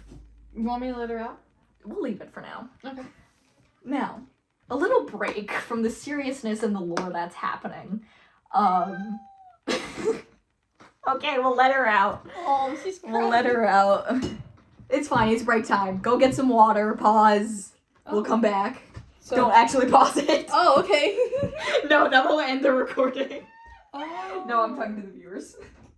Yeah. Intermission. Intermission! Go get some stackies. Okay, so, to take a break from the big lore and the angst happening, I got a request from a viewer named Red May Care on Tumblr, and they asked me that I cover this arc for you, and this has nothing to really do with the lore. It's just It's just for fun and games. Okay. So here's a little emotional break for you. And Red May Care on Tumblr, this one's for you. Oh. So, this has nothing to do with the main storyline, nor am I entirely even sure it's canon. But consider this the filler episode. Okay. Introducing the Dreamon Invasion. What? The Dreamon Invasion. Dreamon Invasion. Yes. Okay.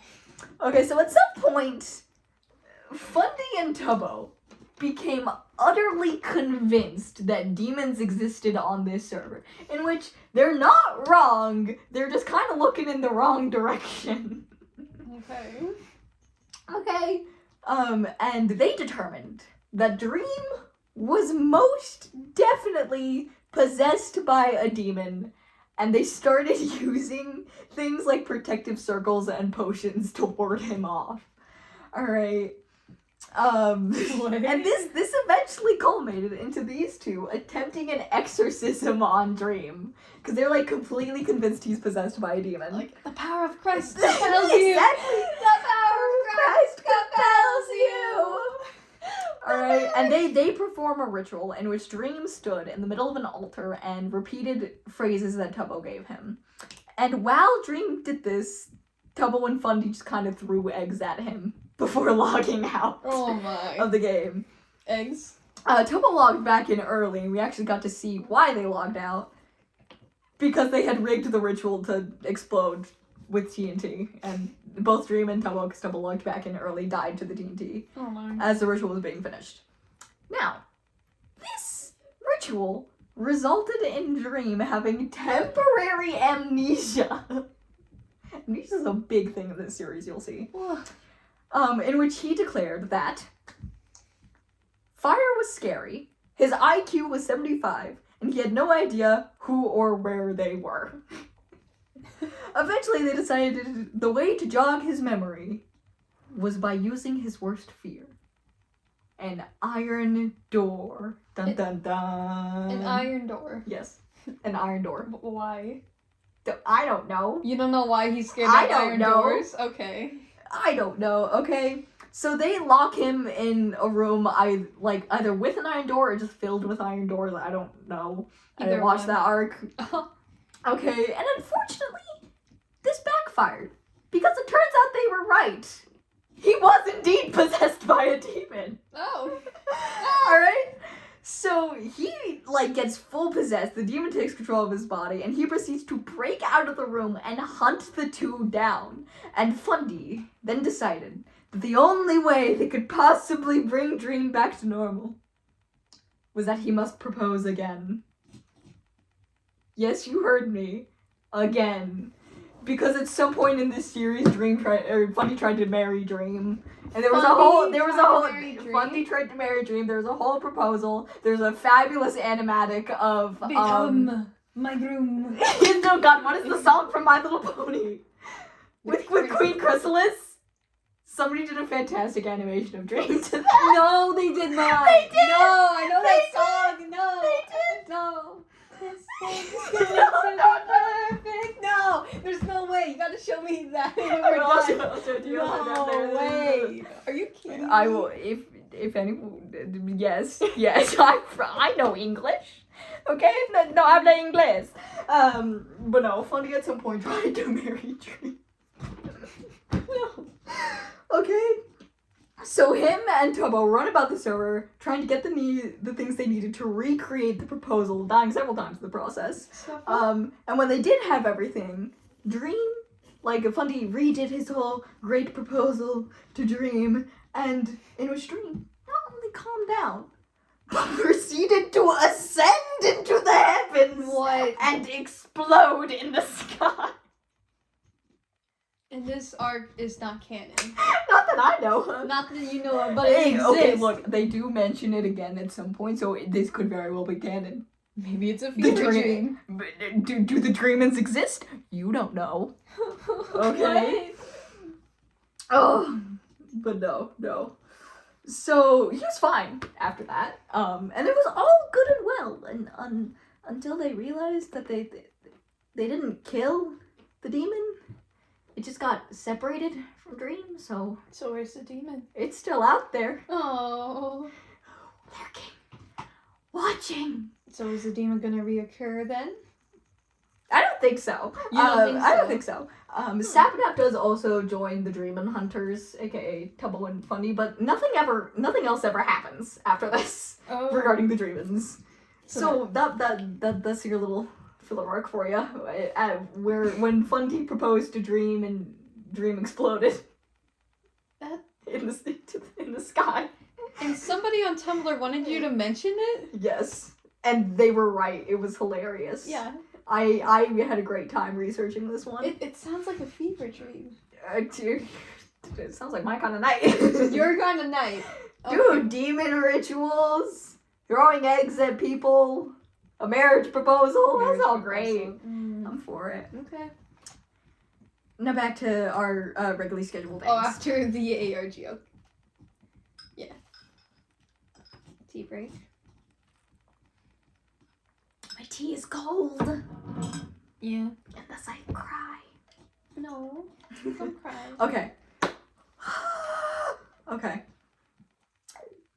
Our next arc is the Red Festival, which happened October 16th, 2020.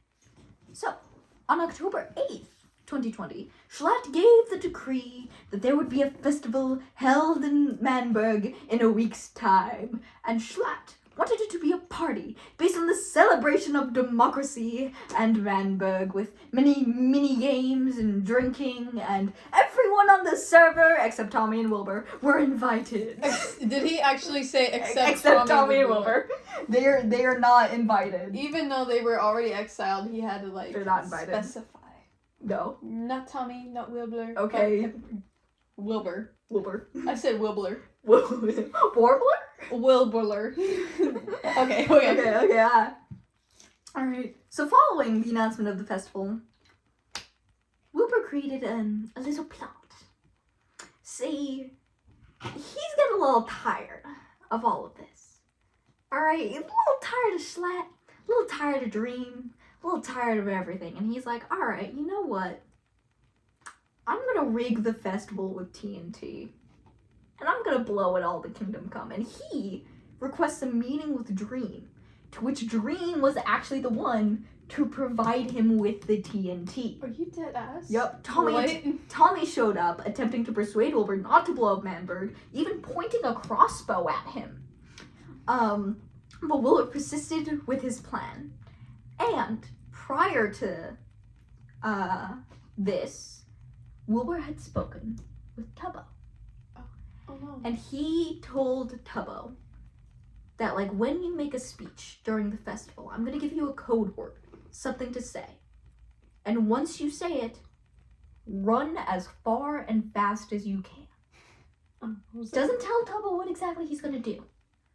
Just say the word and run. And later, Tommy meets up with Tubbo. Oh. So they go. Remember how I mentioned that Tommy and Tubbo used to sit on a bench together and listen to the discs? They go to that same bench. Aww. And they're sitting there and they're talking to each other, and they admit that things are going to hell. With Schlatt in charge, there's not much they can do, and Wilbur's starting to lose it and become more unstable. And Tubbo suggests they could run away. They could just leave. They could run away from it all. And where would they go?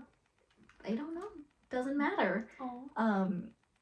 And he states, and I quote, "We'd have everything we ever wanted," which is so powerful to me. Because they'd have nothing. They would have nothing. They would leave it all behind but each other. And Tubbo claims that is all they would ever want. That's sweet. Just each other. And I cried! So sweet. No. I lost it. I was sobbing watching this.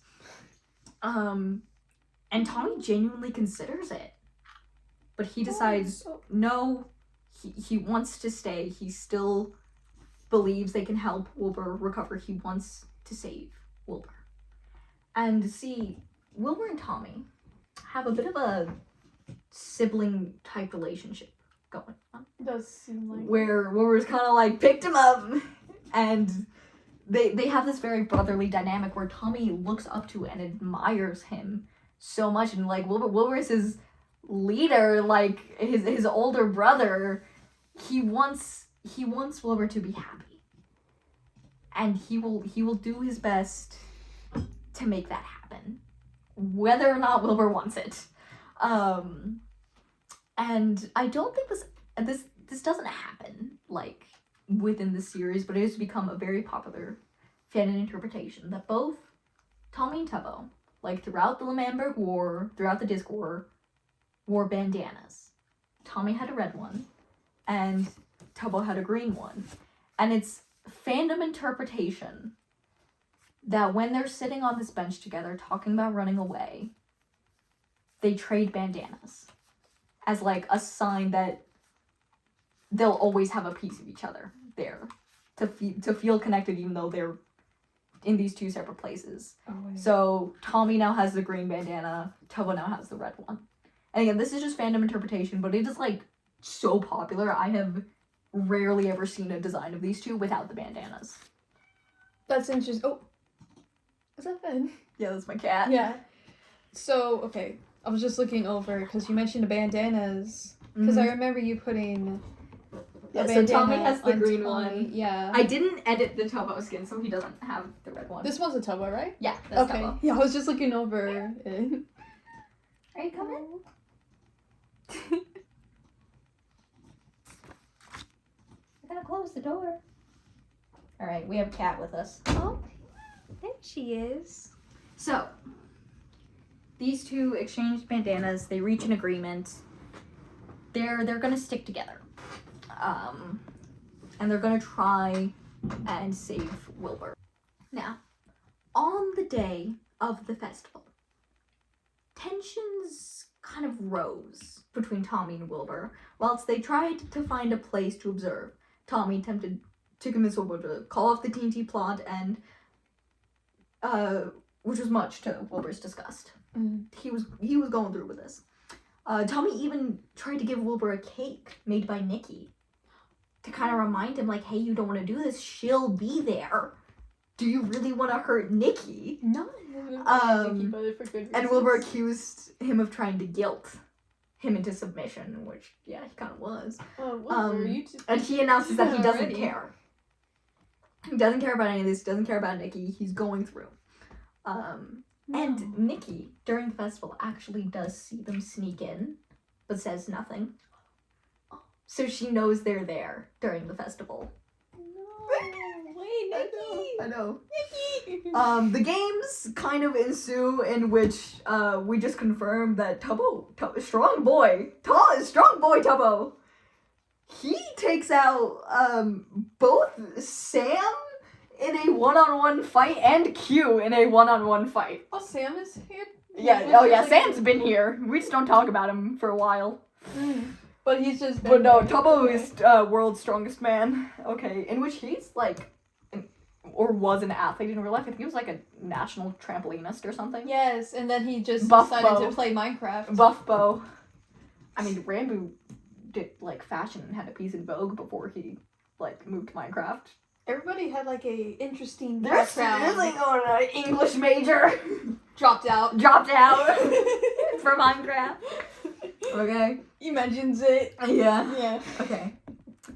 And now we reach Tubbo's speech. No, Tubbo was the one in charge of putting this festival together, and he decorated it, and he put all this effort into it. And Schlatt's like, you know what, Tubbo, you give the speech.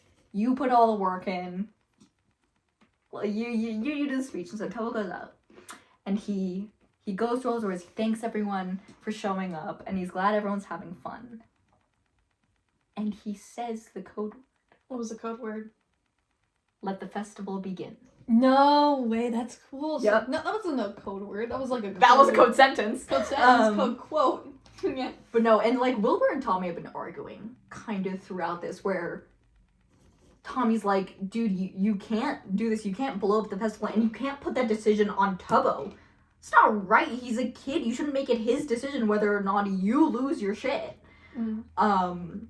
And Wilbur just kind of insults Tubbo during this entire conversation. He's like, he's a yes man. He's a follower. He'll do whatever the hell I tell him to. And he was right. Yeah. Tubbo says the words, and before he can kind of make his getaway, Schlatt starts laughing. Oh. And he proceeds to box Tubbo in at the altar, kind of trapping him there.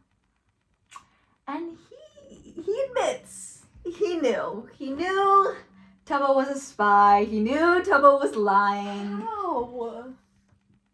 And he's like, I was really hoping I wouldn't have to do this. And he calls for Tubbo's execution, citing Technoblade as the executioner. What? Wait, why? What the fuck? Wait! Oh, sorry. You're wrong. Wait, you just dropped that and I just like... Yeah, I bet you forgot about Techno. No, you didn't even mention him in a while. Exactly. You didn't even mention him. He's there. He's there. Why? No. Hey. Yep. No. So Techno. Not the flag gun. Hey, stop. So Techno.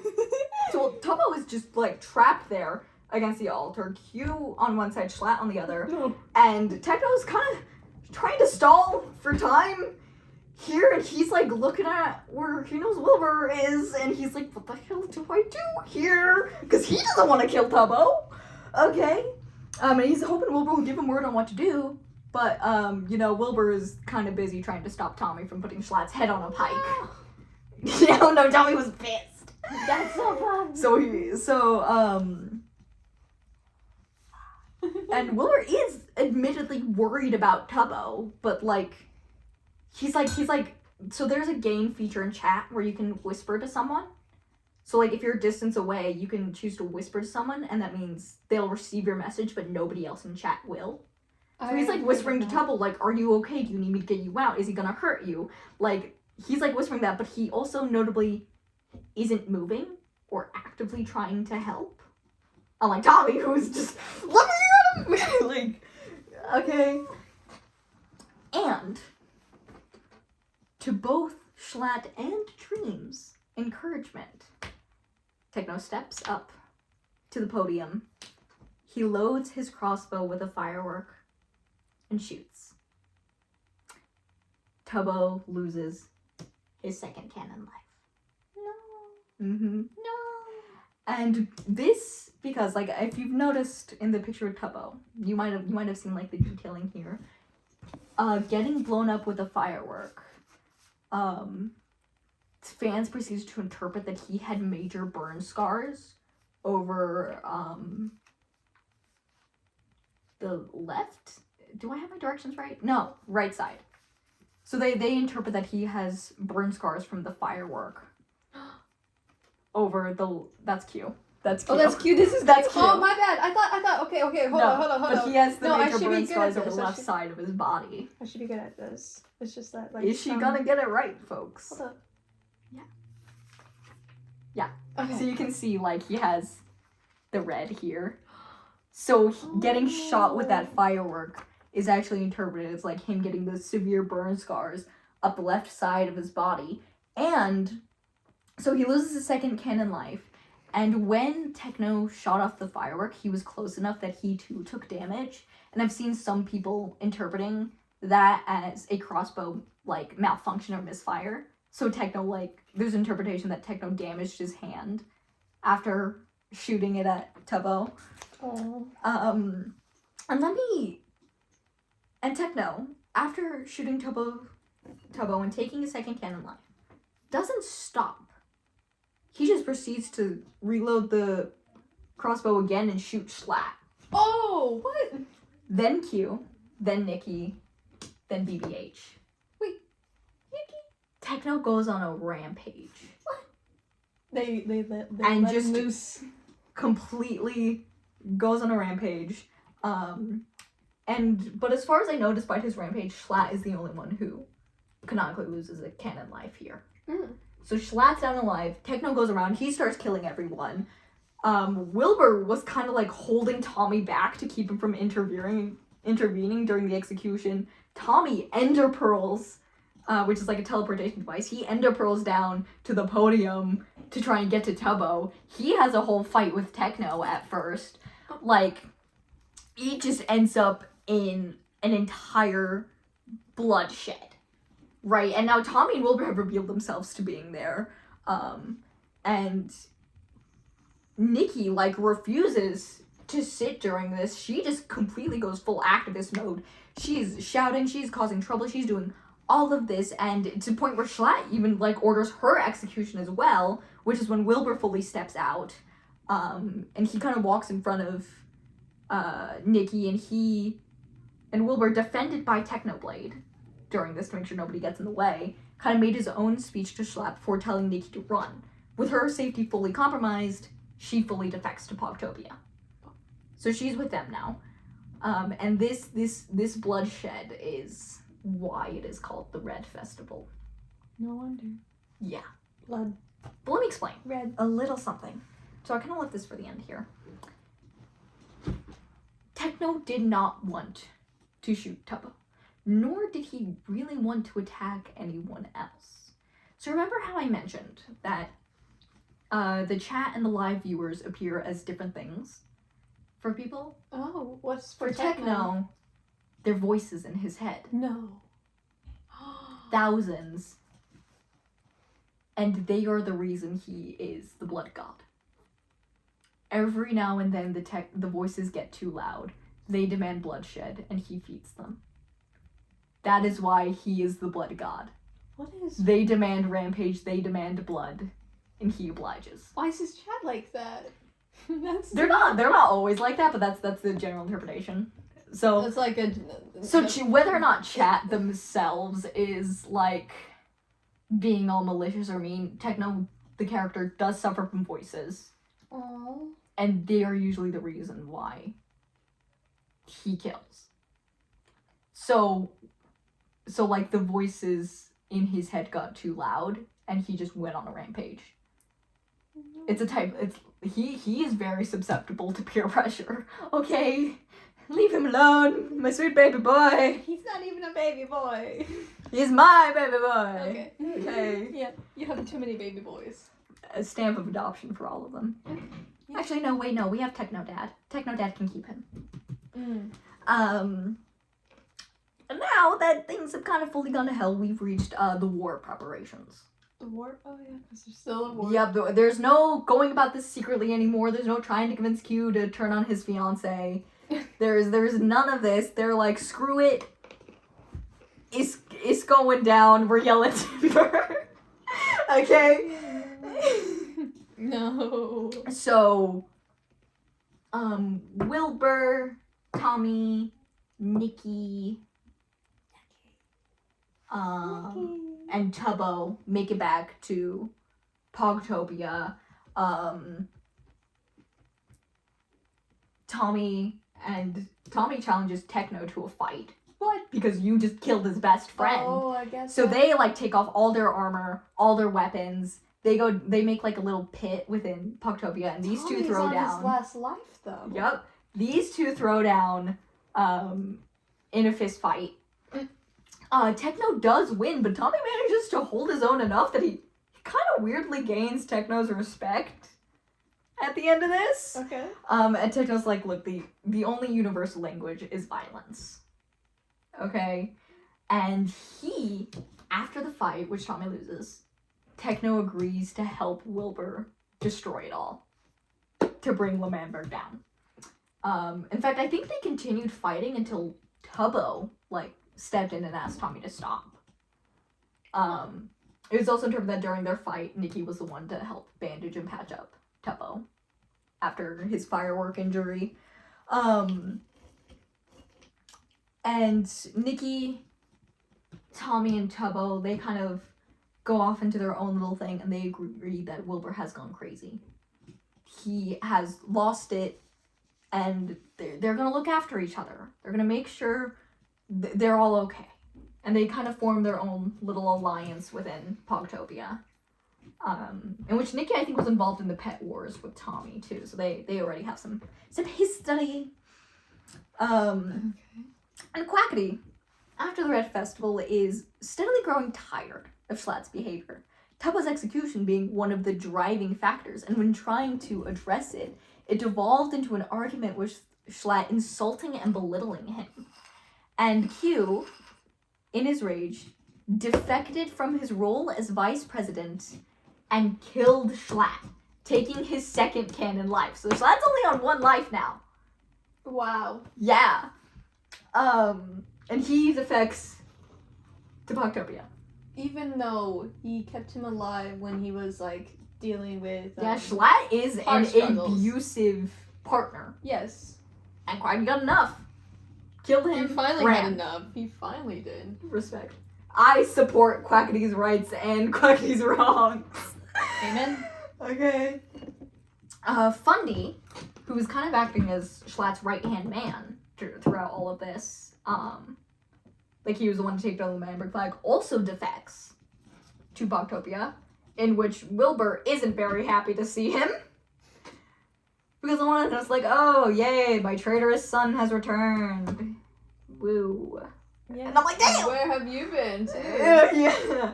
So Wilbur's, alright. Okay.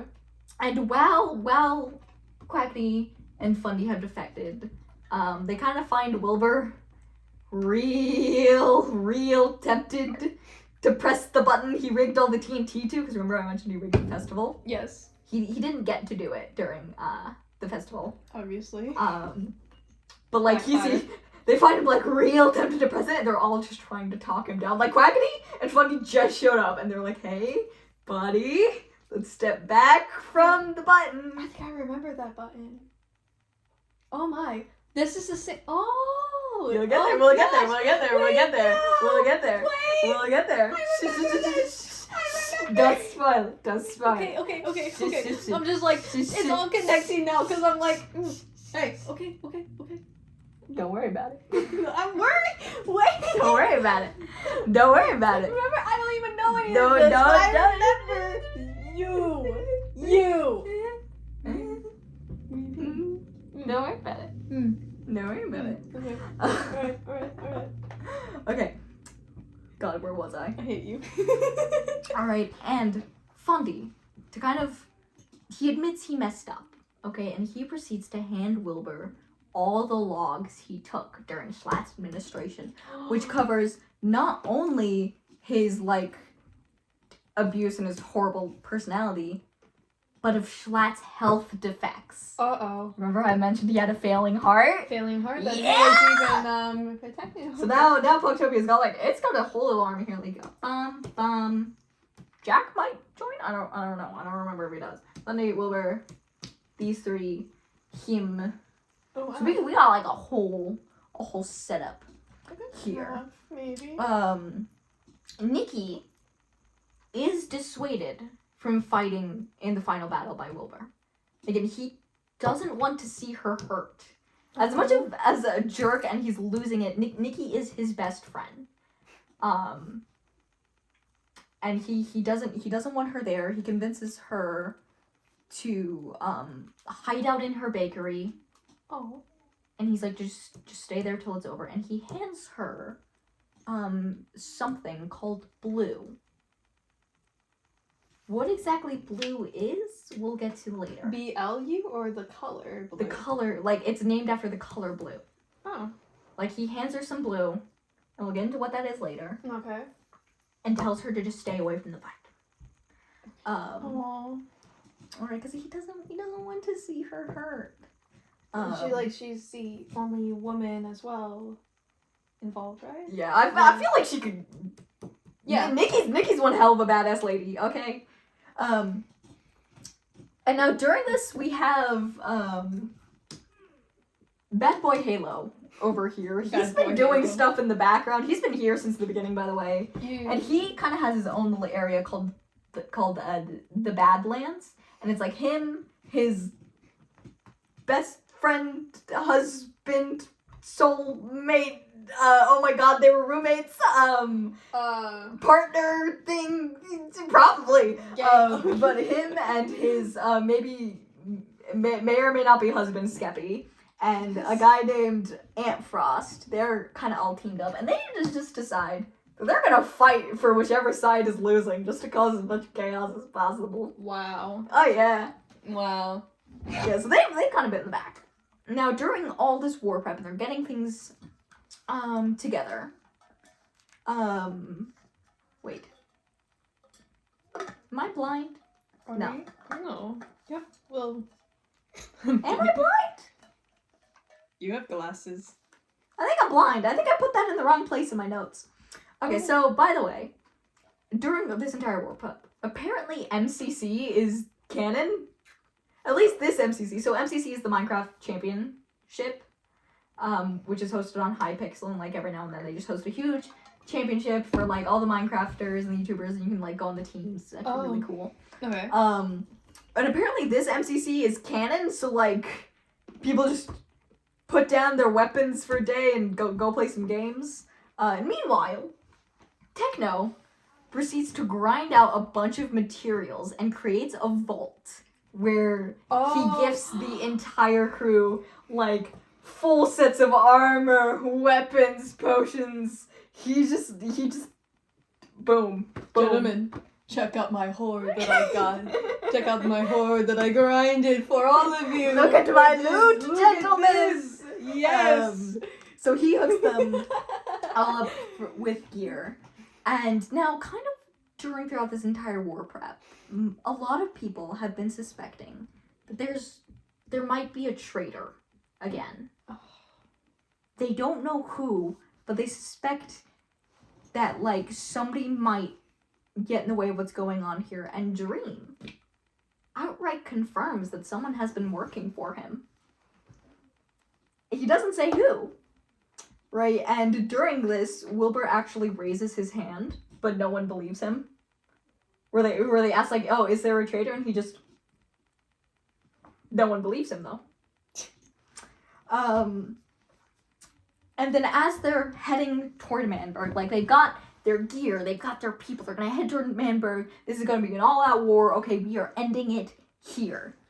Wilbur kind of Like, he said, he kind of breaks the fourth wall for a moment.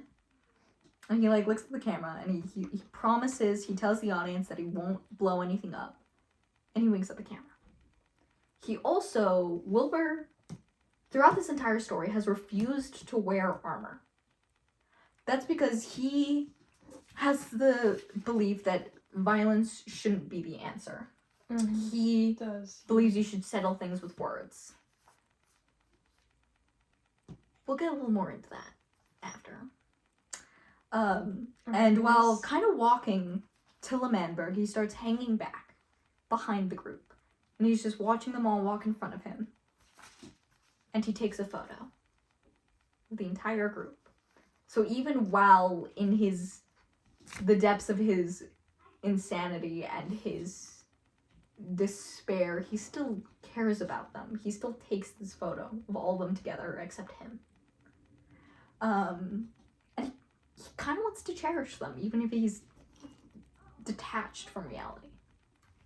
That's really depressing to add. Okay. Right? Yeah. And now we reach dawn of the 16th, which was November 16th, 2020. Dawn of the 16th. Why is it called? Wait. Because it's on November 16th. Oh, my bad. So, in the morning of November 16th, yeah, this is where what happened. Things happen. Hey, wait. If you know, you know. Hey. So it's kind of Dream and his crew, in Manberg versus Pogtopia. At one point, Jack is in Pogtopia because Wilbur is being a little silly, and he kind of kills Jack. Jack loses a canon life. Oh, you're just He's being just being a little silly. He's being a little silly. Stab. on killing somebody. A little silly. Stab. No, he's too. He's just being a little baby girl. Okay. How are people on one life when it's just season 1? What do you mean you don't know? I don't know. Okay. And like the entire battle breaks out. There's war everywhere. Techno, is like throwing down with Carl and Sapnap, and they're da. There's a whole thing going on, right? Oh my. And during this, they manage to find Schlatt. And they corner him and they confront him, and Tommy like has the gun or the crossbow trained on him, and he's like, give me a reason. And Wilbur's like encouraging him to take the shot. And Fundy has this whole crash out with Schlatt because he was Schlatt's right hand man. He did believe in the things Schlatt was doing, and then he ruined it. He ruined this nation, and Schlatt is drunk during all of this. Schlatt was drunk? So remember how I mentioned he had heart and health problems? Yes. It's because of his alcoholism. So Schlatt has been drunk off, like, throughout this, and he is hammered throughout this, and he is like, if I'm going down, this nation's coming with me. And he has a heart attack and falls dead. So Schlatt just gone. He's done. He's dead. He lost all his lives. Let's leave it up there. Okay. I consider No, ripping I'm it not off. gonna I rip consider it off. I thought about it. But no, he's dead. He's gone. No more. Schlatt has a heart attack. Alright. And Goodbye. you know, they won. They've taken back. It's L'Manberg once again. The Brits are now in charge. I feel like his wording is a bit important. Yeah. Wilbur refuses the presidency, and he offers it to Tommy. Oh. Which kind of almost as an apology for when he was yelling at Tommy and saying he'd never be president and that kind of thing. He offers it to Tommy, and Tommy, too, refuses it. Oh, so... Instead, it goes to Tubbo! Yeah, he Tubbo deserves it. 2020! Tubbo 2020! And he's like, guys, can we please just stop fighting and be happy? I'm really tired of this. You're not the president now. He's like, I'm president now. Can we not, guys? Yes! Okay. And they start, like, cleaning up. LoganBerry and the city and the area. Restoring. Did they rechange the name? Yeah, it's back to LoganBerry. It's back to LoganBerry. Alright. And they start removing all the decorations, and Nikki, while removing the decorations, accidentally breaks part of the podium. And the podium is like this huge platform, by the way. Mm-hmm.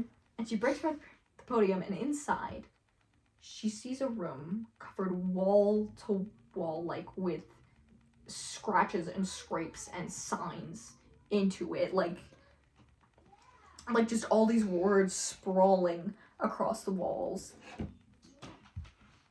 What? She realizes why Wilbur was so intent on her not being there when the fight broke out.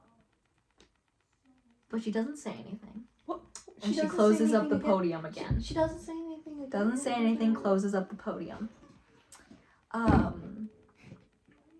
And Wilbur, throughout all the celebrating and then removing the decorations, kind of just disappears. And we see him walk into that room Nikki found. And sprawled along the walls, like carved into the stone, is LoganBerry Anthem. And he's sitting there, and he's staring at the wall in front of him, where he has the button hooked to all the TNT. No. And he's sitting there, and he's considering just getting rid of all of it anyway. He has it back, but he doesn't feel any better, and he could just be done with it.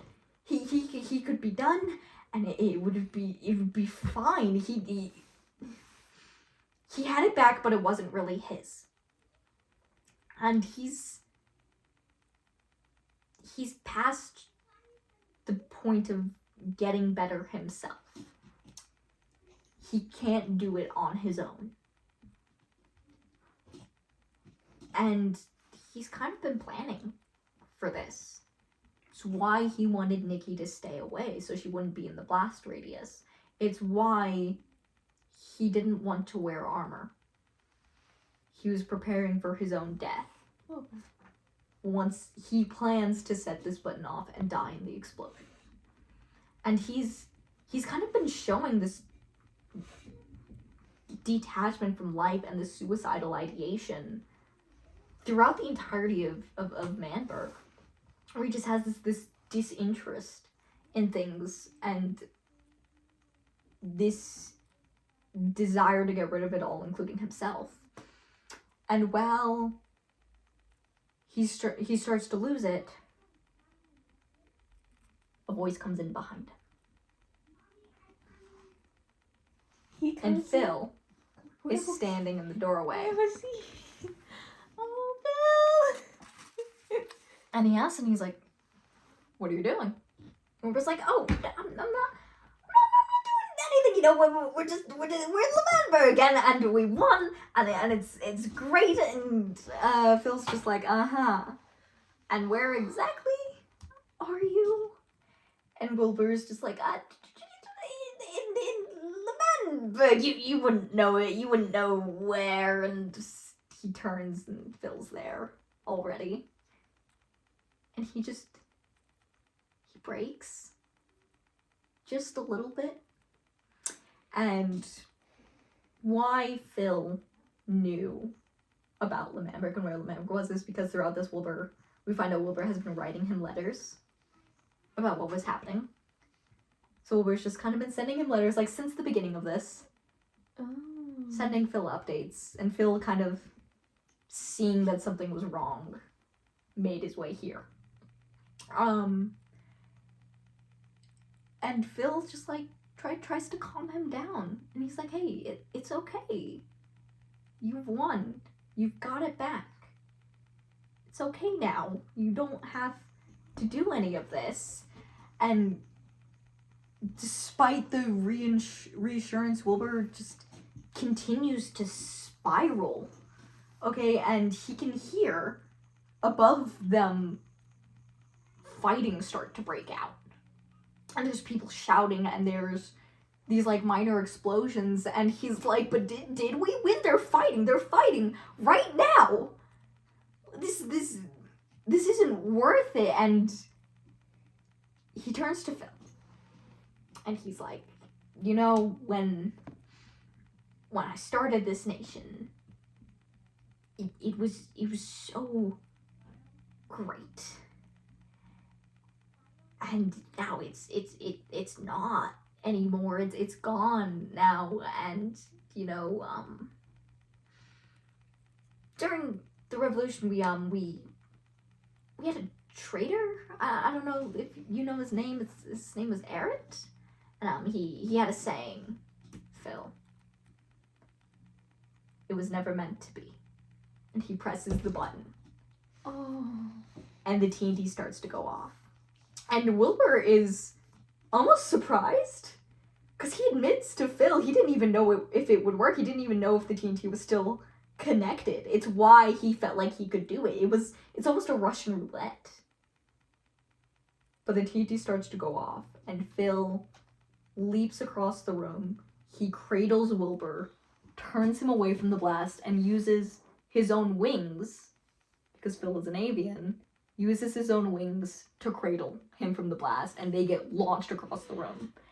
And because they were so point blank to the explosion, and Phil protected him, Wilbur didn't die like he planned to, and Phil's wings are permanently damaged. He can no longer fly.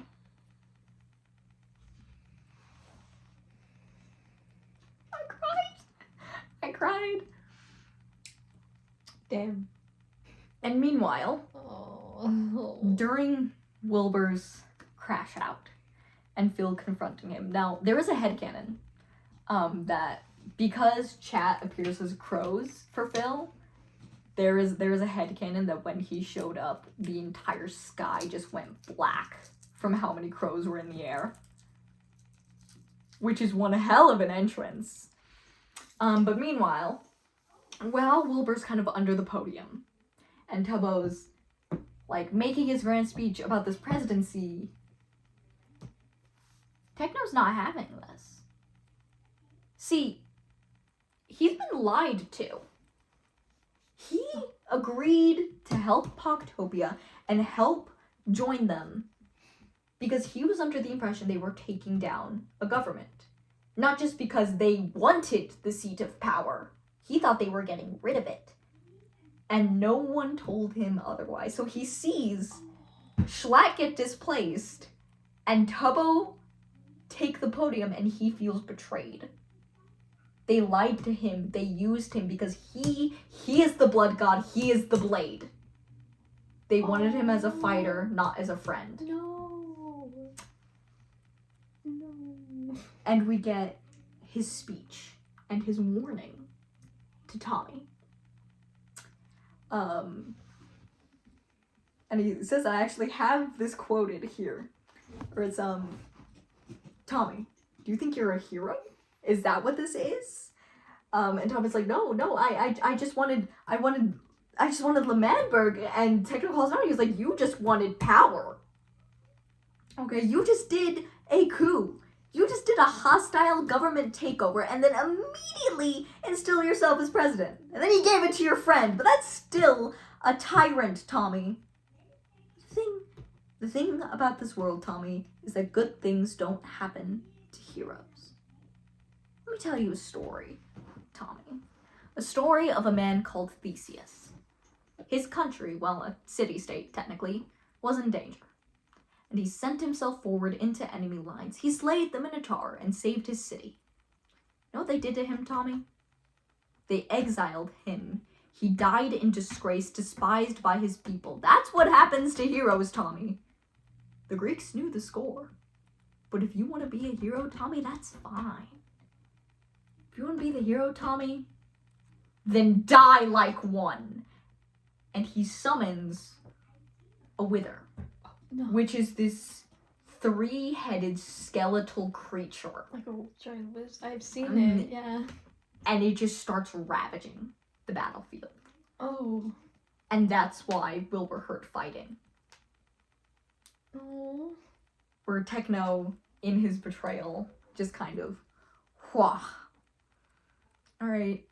And explosions. And while they're fighting, the explosions that from Wilbur set off, people go like legit flying. The entire like city is dismantled and destroyed.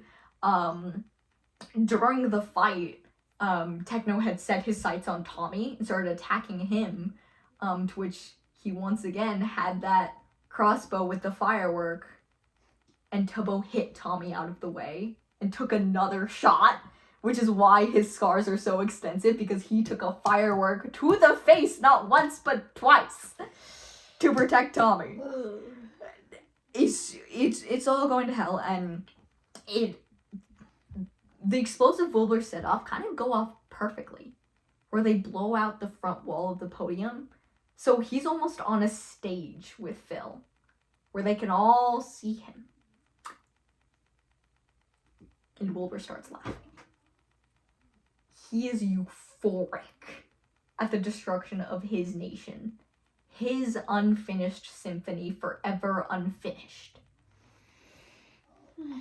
And then there's a quick switch where the euphoria starts to shift into panic and self-hatred. And what has he done? This was his home. He built this for his family, and he just betrayed them and ruined it. And he turns to Phil, hands him a sword, and asks Phil to kill him. And he's like, kill me, Phil. Look, they all want you to. But they don't. They're all just kind of silently watching. And Phil is continually denying. He's like, no, I can't. Wilbur, you're my son. Whoa. Yeah! Oh. Phil is Wilbur's canonical biological father. Oh. Which means Funny is his grandson, by the way. But no, Wilbur. Does Phil know about Fundy? Oh yeah, of course he will. I don't. I think he knew from the letters Wilbur sent him. Yeah, I was thinking about the letters. He must know about Fundy from the letters. Yeah. But like nobody knew Phil was Wilbur's dad. Like, Techno might have known. That might have been why he went to go help Pogotopia. He was like, Phil's kid is in trouble again. All right. Nah. Right. And he's like, I can't kill my own son, but Wilbur continues to beg him and push him to it. And Phil puts the sword through Wilbur's chest. And most interpretations I see have him just with the sword hugging Wilbur. And Wilbur loses his last canon life. Now he's gone. He's gone. He's gone. He's done, dude.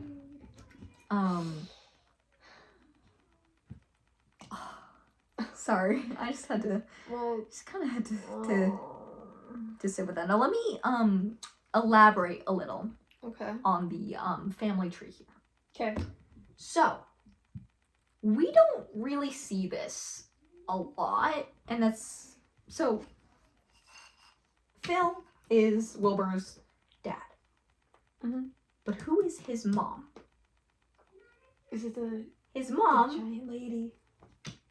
Is Phil's wife, Kristen, otherwise known as Miss Trixton, otherwise known as Mamba, otherwise known as the goddess of death. Giant woman. So that makes Wilbur a demigod. Yeah. However, Kristen isn't introduced until much later, and her being the goddess of death was a fan interpretation. Okay. So she isn't canon as the goddess of death until much later, which is why we don't really see Wilbur do any cool godly shit. It wasn't implied for Wilbur to do anything like that. Yeah, like that. It wasn't canon yet. But he is a demigod of death. Yeah, Phil loses son. Now I'm gonna elaborate on this, see, because there is a little bit of misconception within the fandom. Okay, so how do I word this? So all of these guys kind of have their own little faction group that they hang out with. Techno, Tommy, Phil, and Wilbur kind of form something called SBI, Sleepy Boys Incorporated. This was before they knew about Wilbur. And it's kind of interpreted to be a family dynamic in which Phil is the dad and it's just these are his kids. These are his kids. But within the Dream SMP, that is not canon. That is not the family relationship. So let me break this down for you. Phil and Kristen had one biological child. That was Wilbur. Tommy is not biologically related to Phil. He is, however, kind of an adoption situation. Okay. Where Wilbur, kind of like him and Tommy became so close as this older brother, little brother dynamic that Tommy just kind of got adopted by association. By Phil. I'd argue that Wilbur was oddly more of a dad figure. I don't know. But these two, Wilbur and Tommy, have a brother dynamic through a sort of adoption thing. Phil and Wilbur, biologically related. Techno is not a part of the family dynamic. They establish that he is not biologically related to anyone, nor adoption-wise like the other two. He is established as Phil's old friend.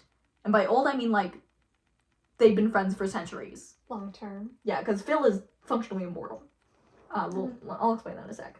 Okay. So Techno is not a part of the family dynamic. If anything, he acts as almost a second parental figure / mentor to Tommy. Mm-hmm. And has an open distaste for Wilbur throughout the entirety of this. Yes. So yes, while outside of the Dream SP, they do have a family dynamic. That is not how it is within the Dream SP. Now, Phil. Phil is immortal, but he's not a god. He's kind of what the fandom has dubbed an angel of death. Where at some point, Phil probably was human. But he died or just caught Kristen's attention. And she decided that this man was far too lovely and had far too much wanderlust to be limited by death. Oh. So they fell in love. They got married. She gave him his wings and granted him immortality. He can still be killed. He just doesn't age, and it's kind of much harder to kill him. But if he were to die, he only has one life. He doesn't abide by the 3-life rule because of his immortality. Oh. This is kind of implied to be the same rule for Techno. If you have immortality, you kind of only have one life. The Totem of Undying, they use that, huh? Mm-hmm. Yes. Okay, I know this. I remember the Totem of Undying being a big part in Minecraft. Yes! She knows! I'm so proud. They use that. Yes. Okay. So that's kind of the end of Wilbur. He's gone. Techno flees the scene. And by the way, remember how I mentioned that Dream never intended for Eric to keep the crown? Yeah, and it was for George not found. Yeah. George's coronation was on the same day, I think. He was kind of sleeping through most of this. But if I'm not mistaken, his coronation is either like directly after or on the same day, in which Techno, while fleeing Lemanberg, kind of runs into George's coronation, kills him, and leaves. Wow. Yeah, he's like a destroyed one government today. Why not two? All right, and Dream is, by the way, also there during this whole battle, and he's all for the bloodshed and the war and the chaos. Mm-hmm. And after it's all done, Tommy kind of gathers what's left of the survivors of people there. So it's like him, Tubbo, Nikki, Q, Fundy, Jack. I think Aerith is there. Because he's trying to make up for the wrong he did. Mm-hmm. And they kind of gather at something called what they've dubbed the Leman tree.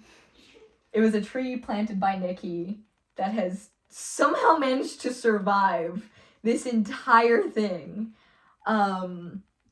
And he brings the people together at the Leman tree, and he's like, Wilbur's gone, but this isn't the end. We still have this nation. We still have each other. And they kind of agree to settle differences. They do, at some point, hold a funeral for Schlatt. Except it's more just like them shit-talking him, and they're like, here lies the worst man we've ever known. May he not rest in hell.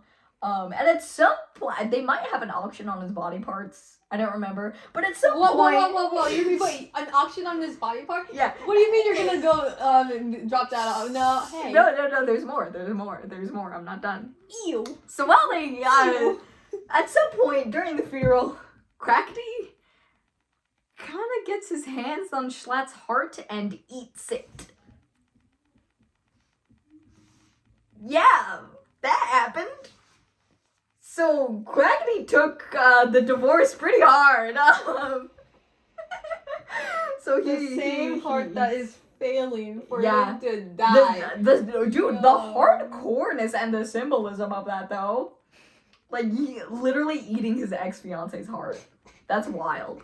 That's wild. I'm for this. No wonder you put cannibalism in it. Oh, but it happens more. I know. There's way more than I thought there was. Wait, what do you mean there's way more cannibalism than this? Oh. Don't worry about it. I'm worried. So, at some point, there is a scene where Dream is kind of following Puffy around and acting all cute, and she affectionately calls him Duckling, and she's like, you're acting cute because you want me to join your side, and he's like, yeah. Oh, hey. Cute. And there is a fan interpretation on whether or not Dream is Puffy's son, either biologically or adoption. I'm not sure it's ever, like, a thing we cover. I think that's just a fan interpretation. Okay. So I don't think they're, like, canon related in any way. But it is generally interpreted that Puffy is, like, kind of taking care of Dream every now and then. And she does, at some point, go on a date with Nikki. And it's super cute. Aww. I think they build a flower shop.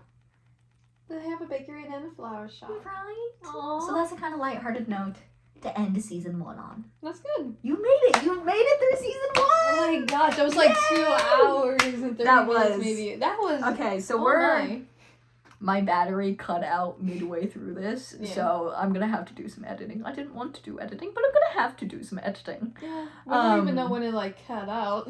Yeah. So wow. that's fine. There may be some things I have to do later. But we're gonna end this recording here. We're gonna keep going. You're not free yet. I know. But I'm probably gonna split this up. So I'll do it either in multiple parts or I'll upload the whole thing. Oh wait, I want to ask something. Yes. Okay, so yes, questions. Any questions? New character, like in the beginning of the debate, new characters came in. What relationships does like J-Slad, Quackity, Technophil have to then like come in? Oh yes. So let me kind of say this. So Quackity's been here since season 1, since the beginning. He originally wanted to join L'Manberg during the revolution, but he was denied because he's not British. Oh, only British people. Yeah, you said that. He might have also been on drugs or something, or a drug dealer. Okay. Jesus, hold on. You need some more tea. I'm gonna have to use my inhaler. Oh, what? No. Oh no.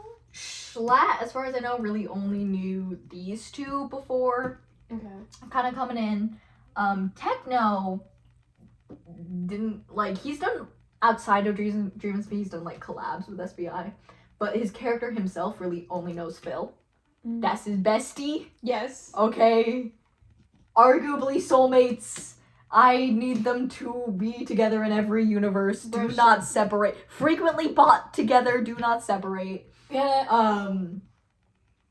And so I like to interpret it as like, Wilbur was writing letters to Phil. Techno heard about what was happening. He was like, fine, I'll go help your kid. And then that's why he showed up to help. So it's like all connections with each other. Yeah. Nice. Yeah. That's cute. Okay. But no. Any other questions? Any other? No, that's the one I like that was lingering in my mind. Alright, yippee! Okay, so we're gonna pause this here. I'm gonna put my phone on the charger. And we're gonna pick up season 2. Yay.